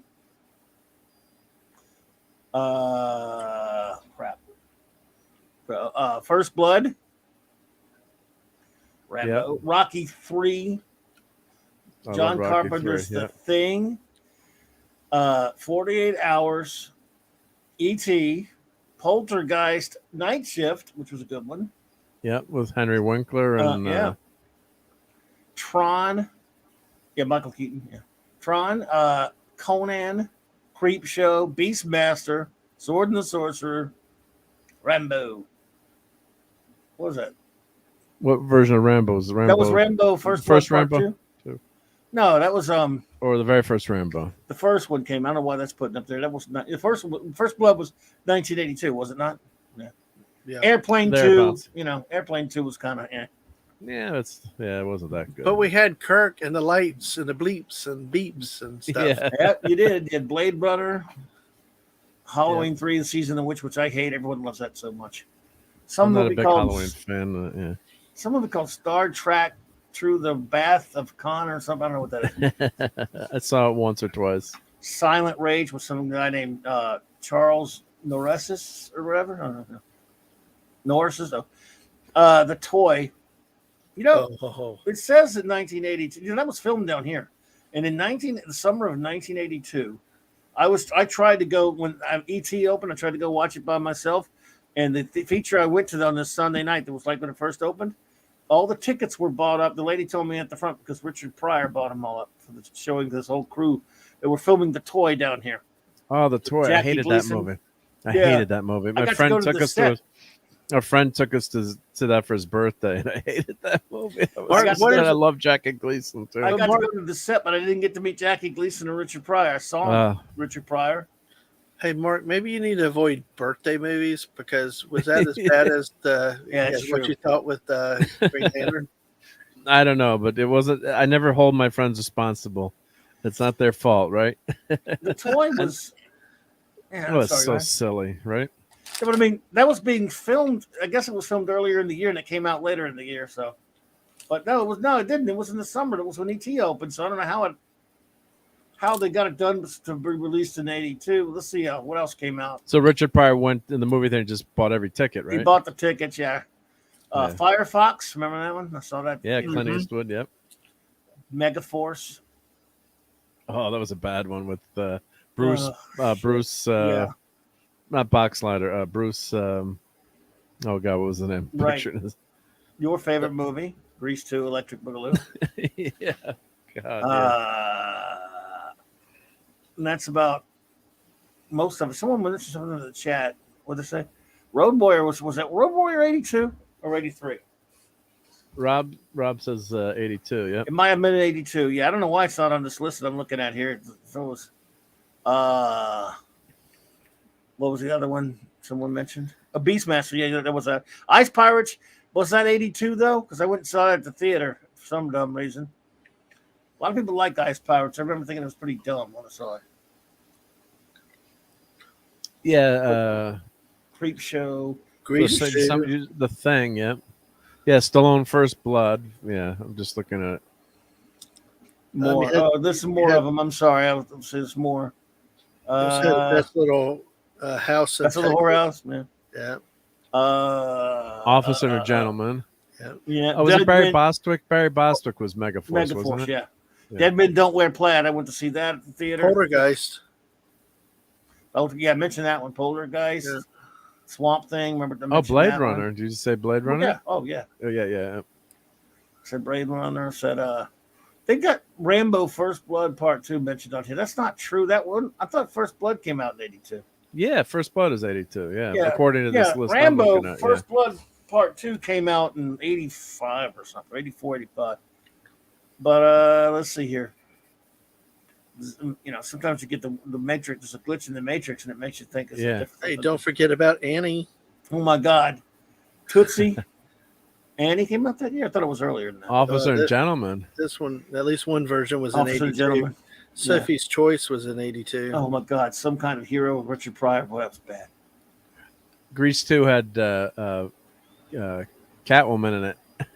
Yeah. Here's a few. Gandhi. Creep Show. Gandhi, Annie, Gandhi. Oh, The Verdict. That was a great movie. Verdict. Oh, Tootsie, The World According to Garp was a great movie. According to Good. Yeah, Garp. Tootsie, like you said. Yeah. I mean, there was a lot of movies came out back then. Oh, Victor Victoria. I mean, that's a classic. James Garner's in that. Comedy Broadway musical, but yeah. Death Wish 2, Electric Boogaloo. Swamp Thing. Yeah, said that one. Swamp Thing. Yep. Well, for music, Pink Floyd, The Wall, apparently, and Night Shift. That was a Henry. Night Shift was good. That was one I mentioned. Yeah. They didn't want to see Dead Men Don't Wear Plaid with Steve Martin. I went to see that. I think I must have seen that at one point. Yeah. Yeah. Firefox I saw at the theater as a kid. I didn't think much of it. That was fun. That was fun. I thought it was fun. That was a little boring as a kid when I saw it, but I liked the you know, it just took forever for him to steal the damn airplane. Yeah. Right. Well, I got one for Mark. The Last Unicorn. Yeah, I remember that. Sparkly Unicorn. Yeah, Last Unicorn. That was an animated film. Oh, and Silent Rage with Chuck Norris. I think that was rated pretty well because they were just doing that. That was like one of his better rated movies. And Dark Crystal. I never liked Dark. Everyone loves Dark Crystal. It wasn't my bag, but because it's genre. We were kind of bored when it came out. Of course, Conan. We can't. You know, that was just huge. And what was the puppets and that was Henson, the Dark Crystal? Yes. Was that? Yeah, it was Henson. So yeah, that's why. Yeah, a lot of people really did. My friends and I, we walked out making fun of it. Like, oh God, dude, this is. Yeah. I don't know. We're weird, I guess. We walked out saying Swamp Thing was stupid too. And even though I loved the first like 20 minutes of it, then they made it campy, dumb shit. Yeah. I remember aggravating me at the time. But I'm looking at some of the other movies here. I mean, there was so many movies coming up back then. It's crazy. Diner. Diner was 1982. Diner. That's a great movie. Death Wish 2. That's a great movie. God. A lot of dialogue, but it's a great movie. Yeah. Yeah, you like Diner? I mean, it's for, you know, if you got to be in the mood for that kind of movie, but it's sure. It's a well done. Was that the movie with the popcorn joke in it? I don't know. Yeah, Diner. I can't tell the story. I can't tell the popcorn joke. I'll tell it off air. I don't know the popcorn joke. I don't think I know that joke. Well, there's a guy, that man, you know what I'm talking about in Diner? No, I'm not sure, but just anything involving popcorn is probably fun. Well, just to say there's a popcorn bucket and he's in the movie theater with a girl and there's something in the popcorn that shouldn't be in the popcorn. I'll leave it at that. So,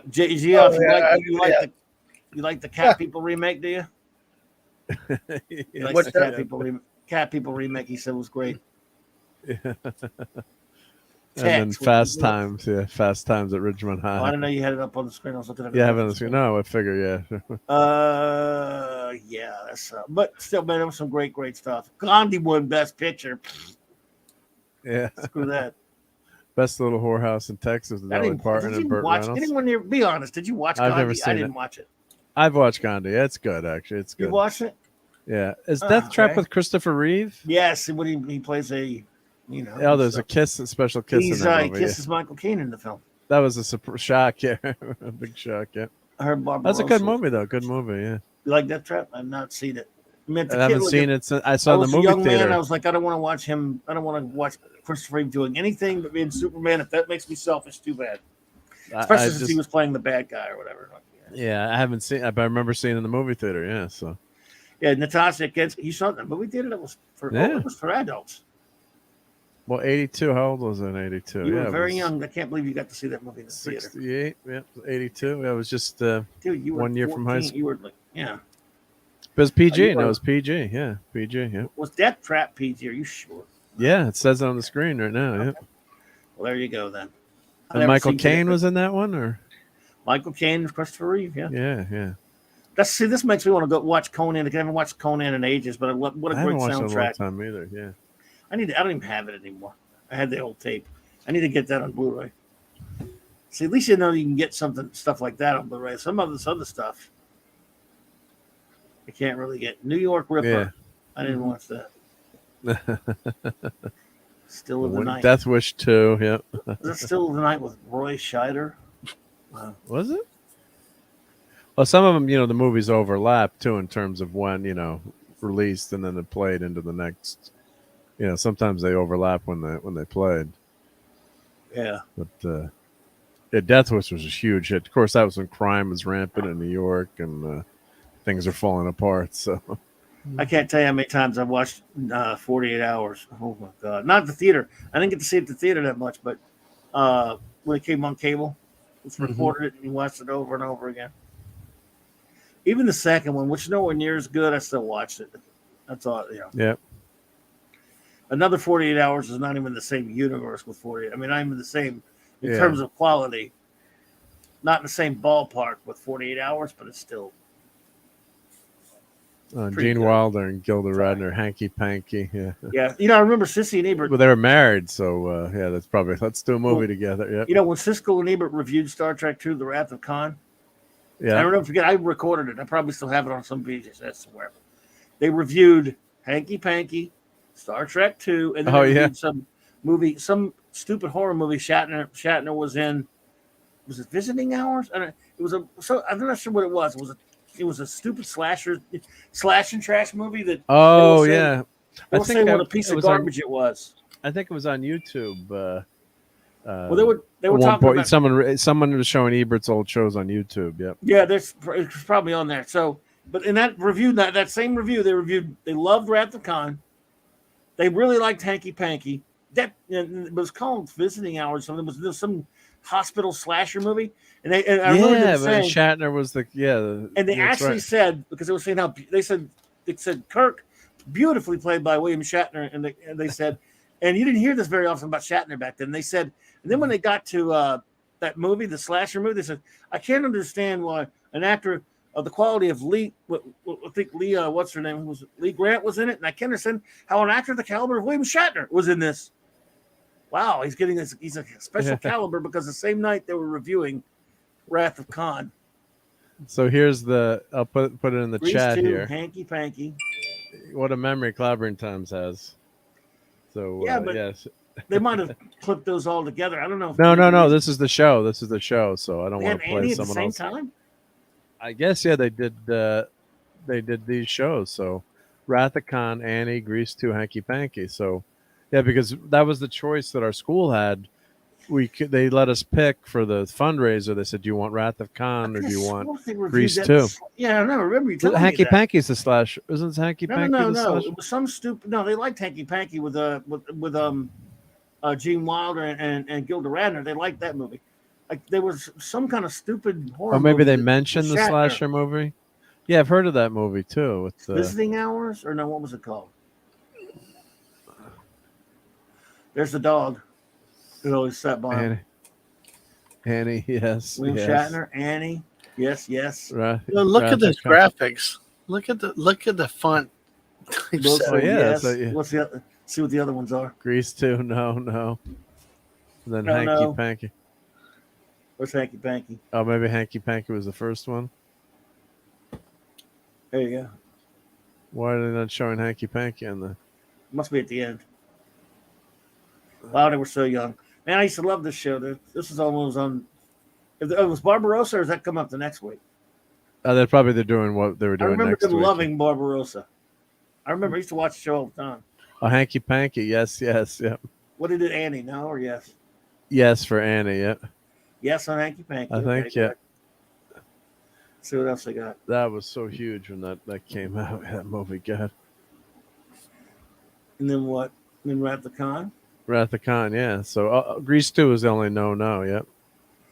What about that? I could have sworn they What was reviewed that movie called? Shatner slasher movie. Yeah, I think it was called. They loved Barbarossa. I remember that. Garrett Busey's in that. Visiting Hours. No, it's definitely Visiting Hours, wasn't it? Yeah. Okay. Now I don't know why I remembered them reviewing it the same time they reviewed Wrath of Khan. I'm misremembering it, but shit. I remember them saying it sucks. Unless this is I guess could this be someone that edited all these movies together, or no? It was just a regular show. Let's see, Visiting Hours. For some reason, I remember watching Ebert review that movie. There it is. Yep. When did it come out? Let's see 82. here. 82. See, yeah. And I remember I could. Maybe they reviewed it in a different episode, and I was just thinking. I could have sworn that I'm thinking they did it. I remember them saying I couldn't believe an actress of the caliber of Lee Grant was in this, and an actor the caliber of William Shatner was in this. Yeah. Well, here, let's do Visiting Hours, Roger Ebert. Yeah, maybe it was just a week later. Yeah. Ebert, Siskel, and Ebert. You mean on 4? Yeah, no. yeah. Okay, no, yeah. So maybe it was just a couple weeks later. I'm conflating them, but I do remember them reviewing it. And of course, it looks like I know now we're all this water under the bridge. People look fondly on those stupid slasher movies, but Siskel and Ebert hated them then, and I hate them now. I was with them on that. I hate slash and trash movies, all of them, every single one of them. And I don't consider John Carpenter's Halloween to be one. That's a good horror movie that happens to have a slash character. I consider all those Jason movies and shit. What's that? No, you were correct. Dog of the Week was Visiting Hours. Universal Pictures for Trashy and Barbarossa. So I watched that. Yeah, so that's why so it was in that, and you can watch this in Siskel and Ebert movie reviews. So yeah, so so it was the Dog of the Week. Yes, it was the Dog of the Week. So I don't know if I can play. I guess I can't play this. I don't know if it's public TV, but who the heck knows? But doubting my memory. Yeah, no, but that's why I remembered. That's why I knew about that movie, because they were showing, and it was just a clip at the end of showing. Okay, because they always had a dog. Here we go. Here we go. Yeah, later they got a stinker. There we go. They got a skunk, there we go. remember? Visiting Hours. Yep. So here you go. Dog of the Week. There you go. Yep. So Visiting Hours. You gonna play it or? No, well, I don't want to play it. I play 2 seconds of the audio. Is that Michael Ironside? Yeah, Michael Ironside. Yeah. Oh my God, man. Yeah. Wow. Yeah. Agreed, Pleasant Valley. So this was public TV, so I don't know. You never know these days, but yeah, this is on PBS. Yeah, so I guess I paid for it, but freaking Michael Ironside, man. Yeah, so and then I guess they were pissed off at something over Barbarossa, or it didn't get a wide release, So yeah, I remember they were nuts over Barbarossa. They're mad. Yeah. Yeah, this one. Yeah, give the film. Yeah, give the film. So there we go. Dog of the Week. Now I remember Dog of the Week. Yeah, there we go. So your memory did not fail you. Wow. Thanks, because I was beginning to doubt it. Yeah. Remember later they got the stinker of the week and they got a skunk sitting there? A skunk, yeah. Dog of the Week. Wow, I forgot all about the Dog of the Week. So let me show, before we get out of here, I'm going to show my Enterprise again. Well, let me get the camera. How's the Orville? Are you painting it now or not? I've been sanding the sucker. It takes a lot of sanding. Yeah. It's more work to sand. You really got, if you want to do a nice paint job on something that's 3D printed, you got to sand the heck out of that sucker. So here, let me get this lined up.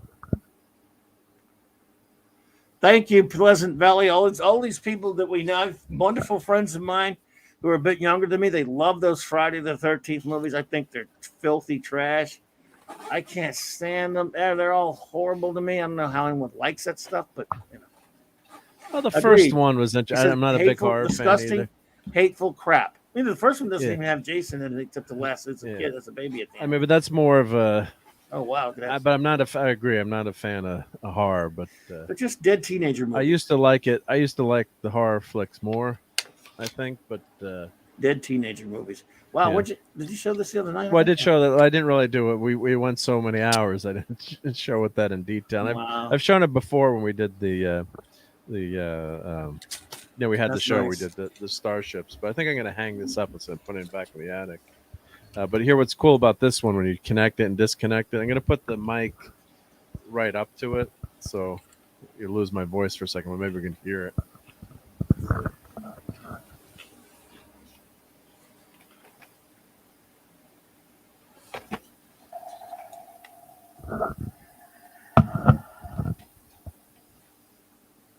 So when you connect and reconnect, it makes a sound effect. I guess I got to change the batteries, but it's not that loud. But I'll turn the lights here.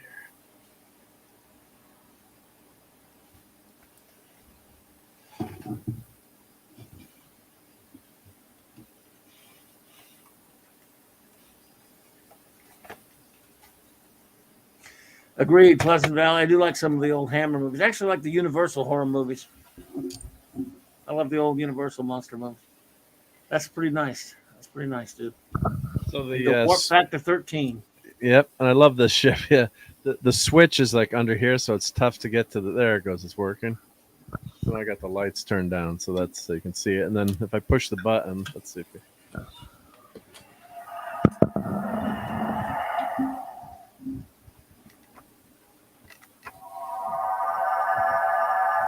Nice.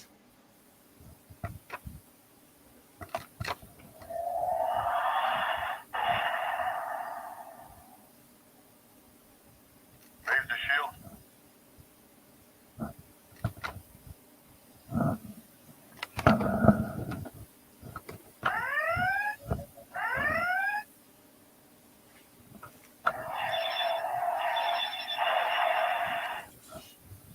Set a course for Federation space, warp 13.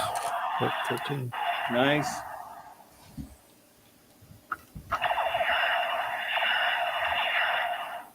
So Riker's breaking the law, and then when you pull it apart, it makes a sound too, like engage. It says this separate sauce. So let's see if you can hear it. That's nice.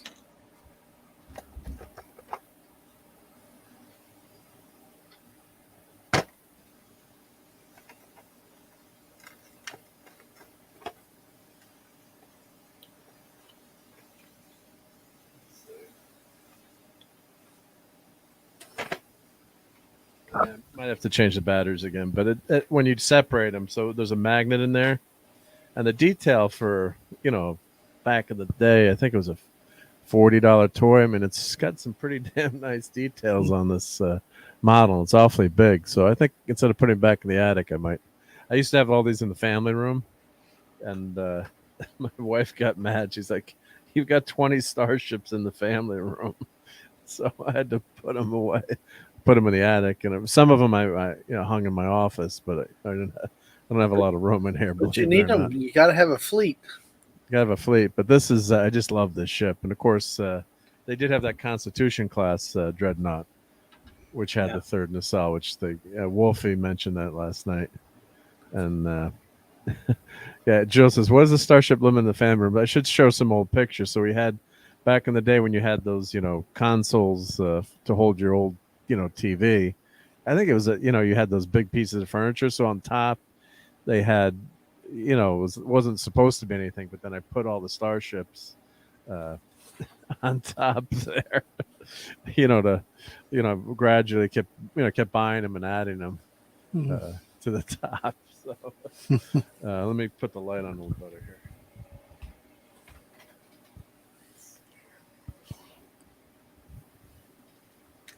So you can see the underside.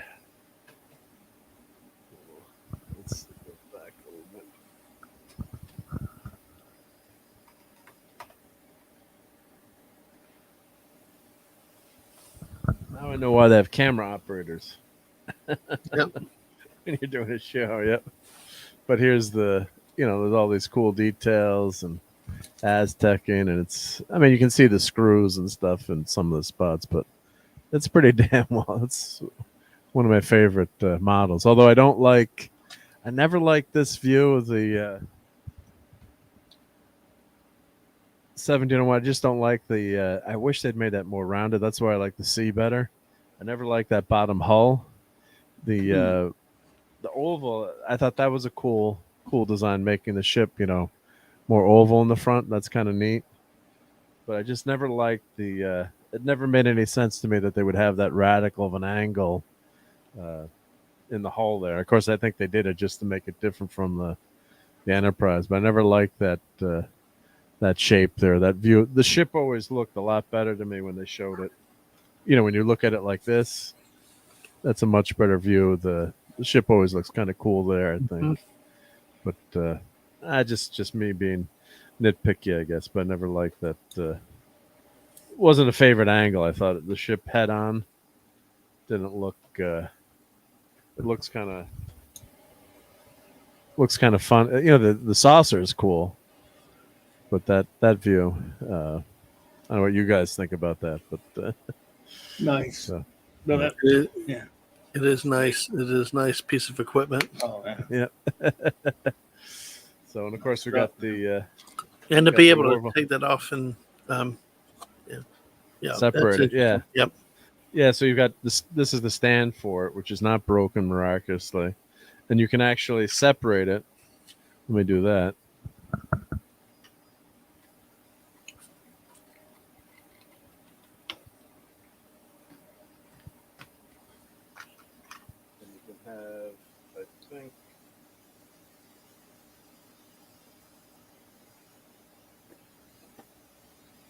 Go like that.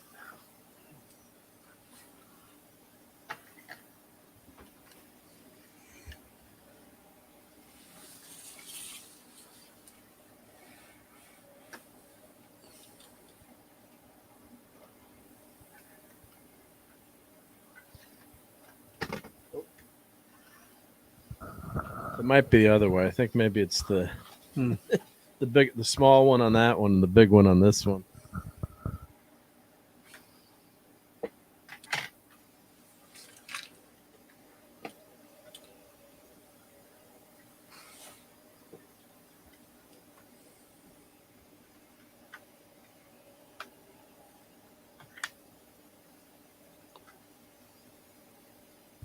You always got to watch with these damn stands; they break. But yes, you could have these displayed separately. I'm not going to play with the angle too much. I don't break it, but I think I can get that angle straighter. But yeah, so the idea was you could have, the two parts of the ship displayed separately, which is kind of cool. So, and that was Encounter on Farpoint, right? When they separated, finally did the separation. So that we talked about that for years as Star Trek fans, like when they would the Enterprise can separate the engines, and we'd have debates like, no, I'm like, yeah, it's in the book, you could do that. You're arguing about it with your geek friends. Yep. And then of course I have my Orville, so hopefully this next episode will be better. But here's my Orville. I just painted this silver just for fun and quick and dirty. I probably should have sanded it better. And then I just did this well done. I just did this new stand here. So I did an Orville. I'll take it off. Hold on.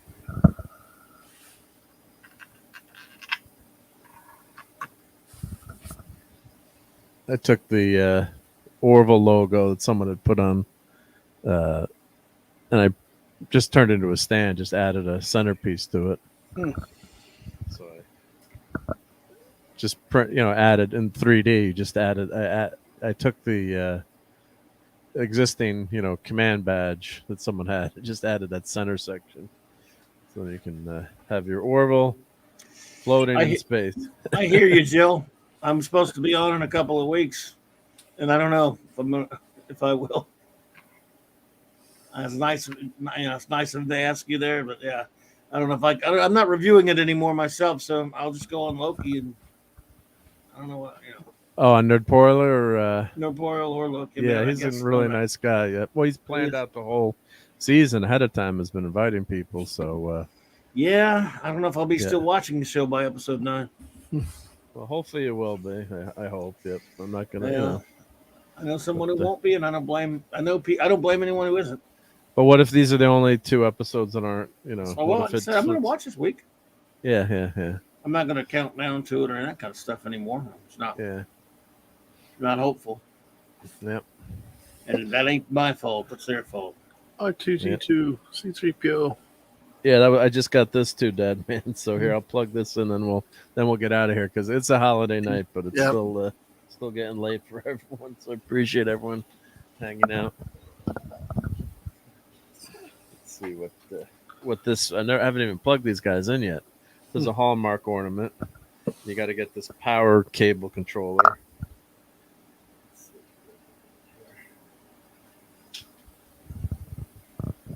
Oh, Courtney just popped in. If you want to add her, clever and tough. Hey, I'll get it. Oh, what is up?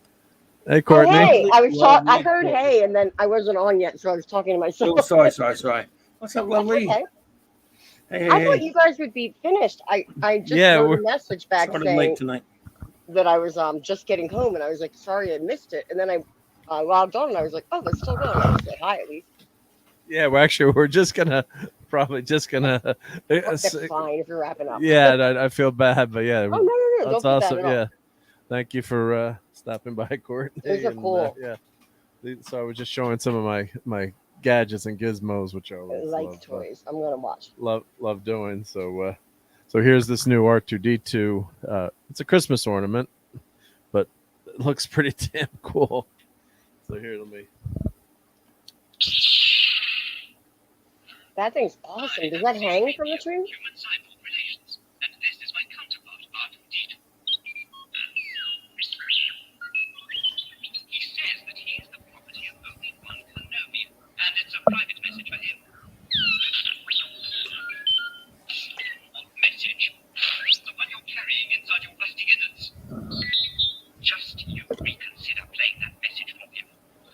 No, I don't think he likes you at all. No, I don't like you either. Wow. That's nice. That's pretty nice, isn't it? Did Yeah, he Courtney. say, Yeah, it's I a don't like Hallmark. you either. Yeah. That's So yeah, awesome. there's a little teeny loop here, which is nice on this one because it's really hidden quite well. So there's a little loop right there, so you can get hang these guys from the tree. awesome. But I like it because it's really subtle. Yeah, you could just And- sit it on the table or wherever too. That Yeah, goes and out. these look That's so good. awesome. It's just like leave it out, and yeah, I guess I could leave it plugged in all the time too. But and the lighting is really cool too. So you can see how there's Yeah. it's got some lights. It would And look cool on a tree too, adding more lights to the tree. yeah. So these are done pretty well, I have to say. So I was showing my mirror ones. Of course, Cloud, as we like to say, was showing the whole collection to torment Raquel. But I got I was showing this one before. But see, like you've got Kirk has like they've got He's got a the weird thing on his head. This new thing he's trying out. He's trying Yeah. it out. Put a ring on He's top of trying his it head, out. see what his fashion thing. yeah, so, Very universe deal. Which are great. So I have all the figures. Well, I have 4 of the figures, I should say. And they're coming out with McCoy and Scotty this year. And but the great thing is if you plug them in, then they talk to each other. I wonder if Kirk would talk to the droids. Let's see. Let's plug in Kirk. He would.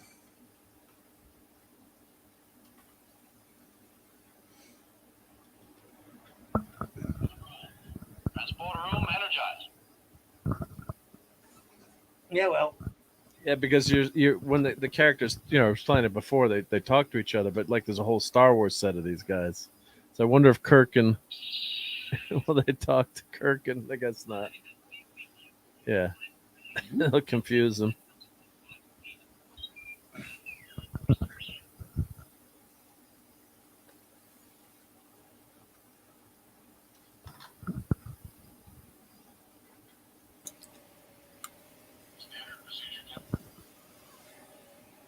Yes. Forgot about the sides because it shows from suicide.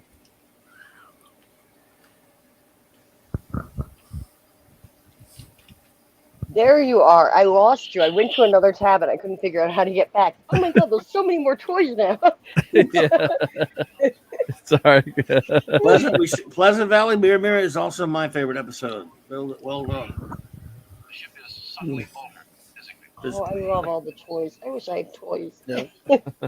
Well, these are new, so you can go to your Hallmark store or your local or Amazon and purchase these guys. Those aren't toys. They're collectibles, I guess, right? Yeah. Well, they're not. Those actually really aren't toys. Those are Hallmark ornaments. Yeah, Yeah, they're ornaments, Hallmark. But yeah, I'm just saying. I was kidding. Yeah. My buddy Tony Nasser, he owned a comic book store in Australia. He likes to mess with people and he calls them dollies because it makes people mad. He's like, I'm going to take out my dollies now. It's like, no, those are action figures. Well, that was who came up with the idea of action figures? Was the guy from Mego or one of the designers? I'm trying to remember who it was. It was on Retroblast and it was Brick Man. Jim Swearengin, the guy who did the interview with Jim Swearengin from the Kenner line for Star Wars. Yeah, I'm trying to remember, but it was either I saw it on Retroblasting or Brick Mantooth, and they were trying to sell either the Migos or some of the toys. Yeah, my crummy memory, but it was funny because he's like, we're not going to call them dolls, we'll call them action figures. Yeah, That's funny, and he still calls them dollies. I love dollies, it. Yeah. He's like, we're going to play with dollies today. Yeah, right.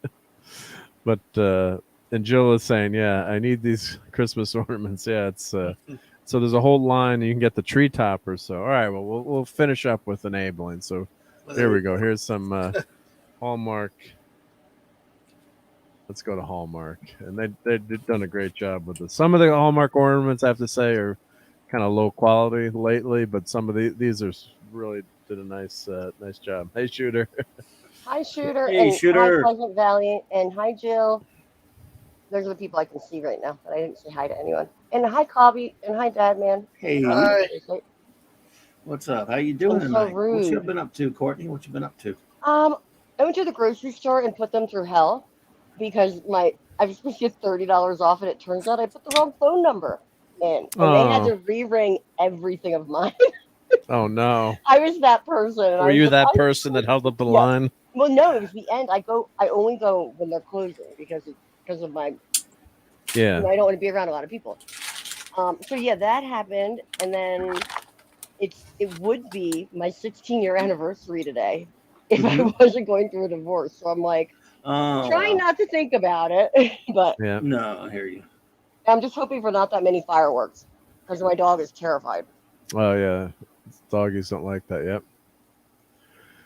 So yeah, we got to remember in the grocery store, if anyone someone wants to pay with a check, no, they're gonna hold up the line. Yeah. Luckily, it was only me, but the employees were trying to go home, and I was like, I am so sorry. Are you kidding me? I put in the wrong number. Oh God! Like, please don't hate me. Yeah. Luckily, I was a little bit charming, I think. Yeah, well, that's good. Yeah. I was like begging them, like, don't hate me. I'm so sorry. Yeah. Don't be that person. I felt like an idiot. Yeah. It happens. Not usually, but anyway. Yeah. No, sorry. I was gonna say, yeah. So Jill. So there's a tree topper that goes with this. So make sure you tell your hubby you need to get this. So, and then this, I guess, can stay out all year. Claude has this. So you have this, and then when you can plug in all the characters together. So you have the tree topper. Just my wife would just love this too. I'm sure. So was that sarcasm? I would love that. Yes. This is sarcasm. That's sarcasm. Yeah, because I have so many damn ornaments on the tree. You guys, I got to do a video of just my ornaments, but I've done it on Sunday Night Geekery. But yeah, so the characters all talk to each other. I think with the ship, then the ship actually has sound effects and other things. My security boards. Affirmative. Why are you monitoring my communications, Mr. Sulu? Yeah, so they have, it's just fantastic, and the They all lights and talk to each Claude other. really, they talk to each other. Yeah. So now, what I didn't realize was just having these, they all talk to each other too. It would really be cool if you could set them to be like randomly talk at different times. But so I that's wonder, Cobby, do you set up a tree or are you a Grinch? I'm a Grinch. I have no reason to set one up. I haven't had one in many, many I years. don't I mean, well, anymore. actually, I do have my. I tell a lie. I do put up my Charlie Brown tree every year that I got way back when. It's like 2 inches. It's like a foot tall, or if that, and it's like a twig thingy. Yeah, it looks cool. Yeah, so that. Then I put Yeah. the few ornaments that will fit, like the Star Trek one that I got, and a Batman one, and a few other ones on there. But it's like, have you seen those? You could actually get them at stores a few years ago, at Walgreens and stuff. They would have them, and they were like it's it's like almost a nothing. You can put it on top of something. Oh, and yeah. So I never really, I have no use for that anymore. My son, It's neat to have around. Mark, don't go away from that really quick. I got really excited about that. Isn't that awesome or what? Christmas vacation ornament. Yes. That is so Yes. cool. Why not? That's right? amazing. And Isn't that that is cool? like that scene, especially Yeah. is like my family, because we always had to go cut down the darn tree, and everyone would fight, and the tree would be like that on the station wagon, like falling off. Yeah. We'd be With the freezing dirt. and like whining. Yeah, it was awful.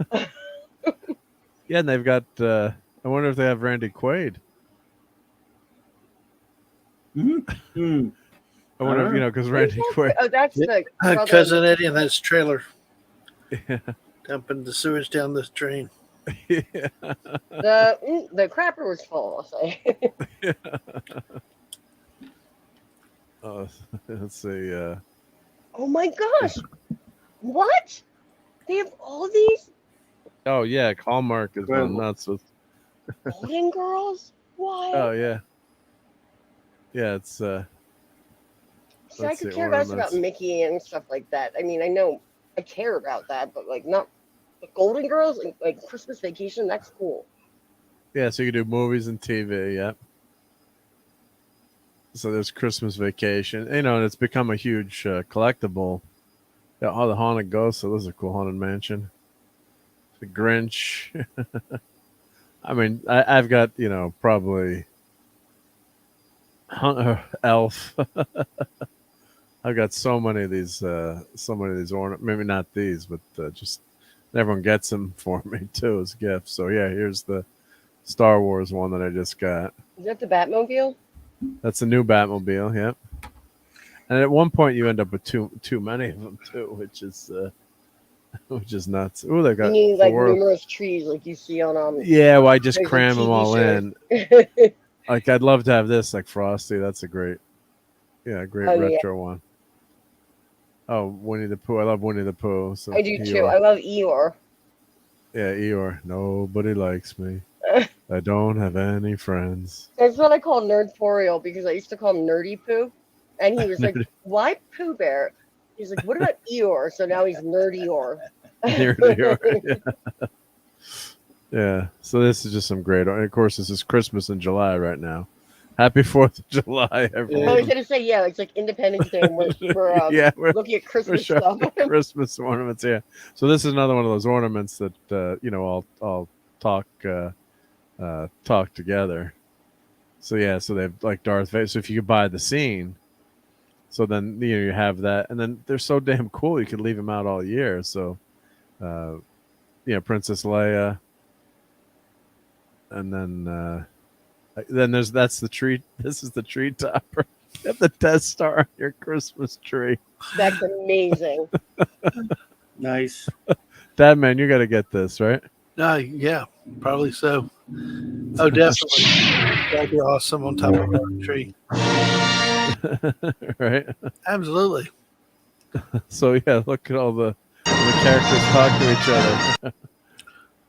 It'd be nice if you have one that actually was fully functional, where it actually shot something. Yeah, and it's red and green. Yeah. Yeah. Pheasant Valley Picker. I'm with you on that. It has so many. Like that movie is one of my favorite movies. That Not is a even for great just movie. Christmas movies, like all around. I can watch it any time of year.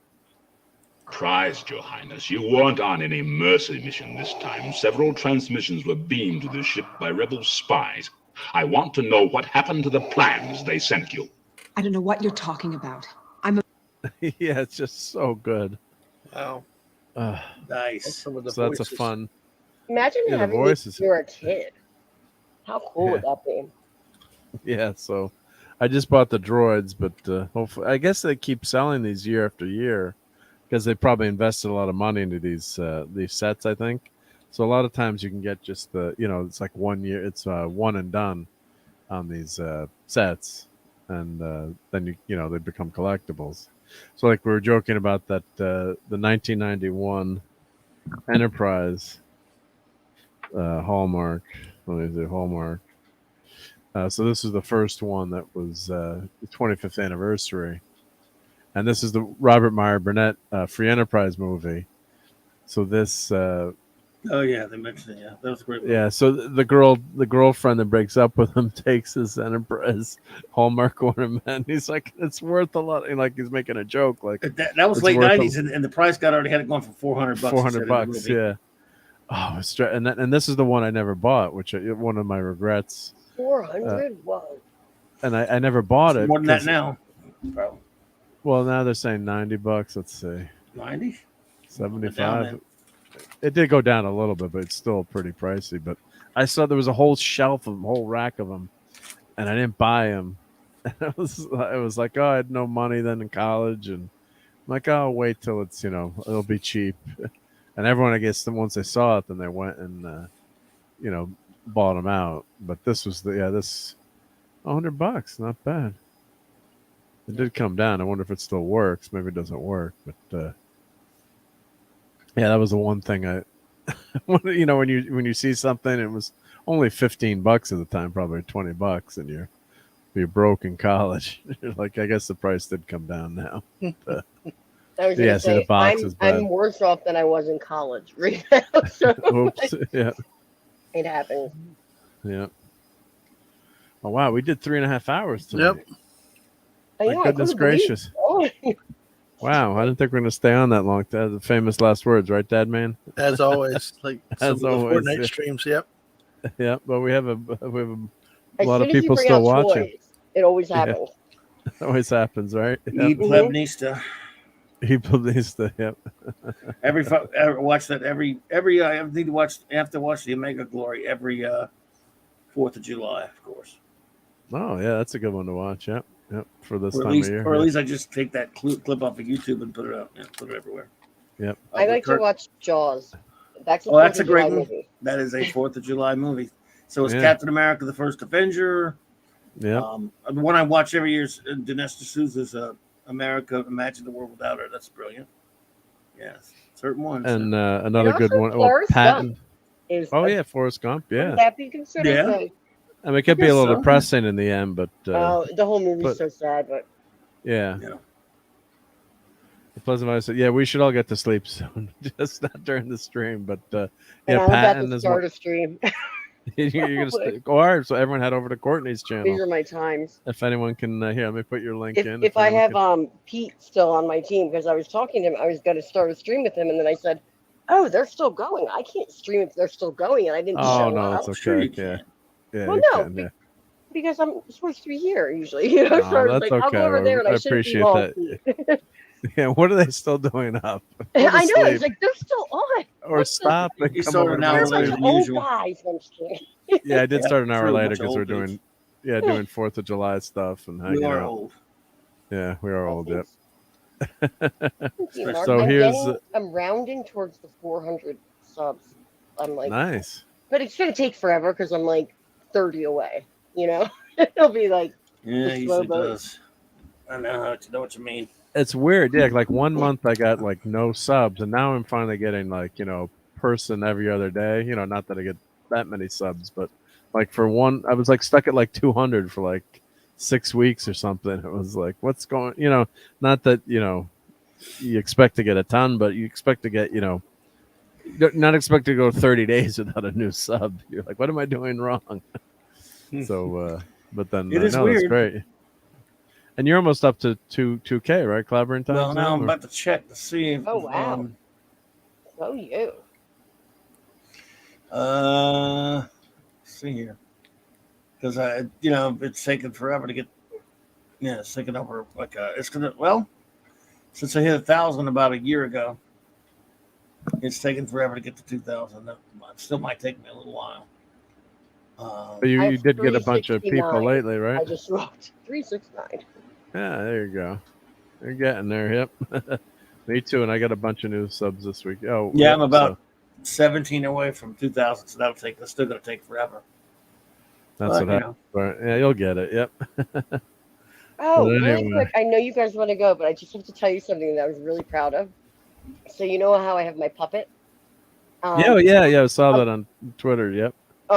I'm on the Saturday Night Cotton Council show, which is basically puppet debauchery, really. But yeah. Which one? On Floral. The Cotton Council. It's Floral? Snowdub. Okay. Snowdub. Snowdub. Yeah, okay. Snowdub's channel, but Floral was on it too. And it's just the whole. They're doing it like it's all puppets, and then they'll have one regular person. Like kind of like Sesame Street. Like yeah. It's not anything like Sesame Street. But anyway, my character initially was this shy little puppet because I didn't know what to make of it. And on this Saturday, I found one of my dog's old Adidas jackets that I had gotten from him when he was a puppy, and I put it on my puppet, and my puppet became Frankie the rapping puppet. And I had the first puppet freestyle rap battle, I think, in history. And I won. That's awesome. It's so ridiculous. I'm 44 years old, and I'm rapping with puppets. Like, what happened here? What's wrong with this picture? But, yeah. I looked at your poll, by the way. I don't know what a sea bug is. That's seafood, like shrimp, crabs, lobster. Yeah, I do. So we need a vote. We need a vote because we're tied right here. So if Courtney has the deciding vote here. Do you like sea bugs? Yep. Yes or no? Do. It's the tiebreaker. Who doesn't like sea bugs? Why are they called sea bugs? Clobbering times. Sea bugs. I don't eat bugs. Different. There we go. So sea bugs win. Here, I'm clipping that. Yep. Well, my wife calls them as like shrimp cockroaches of the sea, so she won't touch them. I know a lot of people that do that, and like lobster used to be like a poor man's food. Yeah, it was. In the day. And now it's like such a delicacy. I love lobster. I love crab. I like it all. Like clams, oysters, shrimp. There we go. I knew I liked you. All of it. Oh, we just had another couple of votes. Yeah, so we ended up with 55-45. Yep. So let's end this poll. We had two more votes on. What was the vote? What were you voting for? Do you like sea bugs? Yes or no? When you word it like that, people might thinking of something else. Yeah. I was thinking of those seahorse things. What were they called? Yeah. Sea monkeys. I should have put. What I was thinking of. I should have called it like shrimp. I should have said sea bugs in like shrimp, lobster. Yeah, I should have put that in, and you can't edit it once you put it up anyway. I guess so. Do you guys remember sea monkeys? Wow, that was. Yeah, the sea monkeys were killers. Yeah. What the heck was on the comic books? Yeah, killer gift. Yeah, let's. Yeah, they were always in the shrimp, little shrimp bugs. Yeah. That'll be great. Yeah. Yep. All right. Well, let's end this poll. Yeah, I should have explained what sea bugs were more clearly. Yep. So, but yeah, really appreciate everyone being here, and thank you for Courtney, and then stopping by, even though for a few minutes. This is like a nice refresher to after my grocery store debacle. After your grocery store experience start. Yeah, that's changed myself. Yikes. Oops, you were that person, unfortunately. Yeah, I'm turning into that old woman now. Like holding up like the people. Whatever. Yeah. I'm gonna actually say bye really quickly and just peace out because I'm gonna try and hopefully Pete is still up too. Yeah, grab Pete. Yep, and everyone head over to Courtney's channel. It was so nice to see everybody. And yeah, if you're up, I don't blame you if you're not though. Yeah, so. Yeah, that's all right. Yep. All right. But head over to Courtney. Yep. And happy 4th of July to everybody. Happy 4th of July to you. Happy 4th of July. Yep. Take care, Courtney. Thank you. Yep. Bye. Take care. Bye. And so I should have put that in. Explain that dark shadow. You're right. Yeah, shellfish. Yep. And lobster, calamari. Yeah, that's just an inside joke. Yep. And thank you, Shellfish. Kal-El. Yep, shellfish. Yep. Thank you, Kal-El. So let's give a shout out and thank you for Pat S for being here in the beginning. Happy 4th of July, Dark Shadow. We had a lot of people. Shooter, I don't know if you're still here. Pleasant Valley, of course. Jill, Geoff is here, and he's gone. He's off to bed. Let's see who else was here. Matthew Pounder was here. Great Eric K. Okay. Yeah, Rob Altus.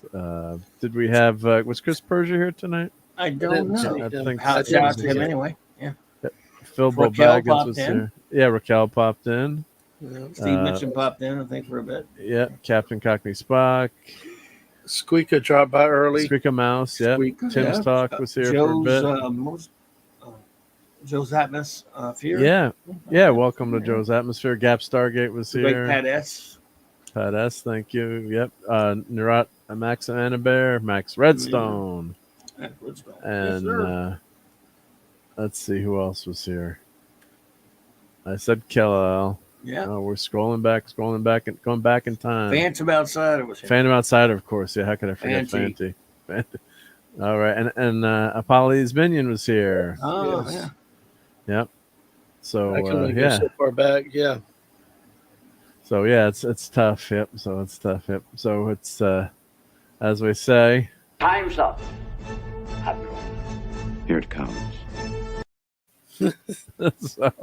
So time's up, and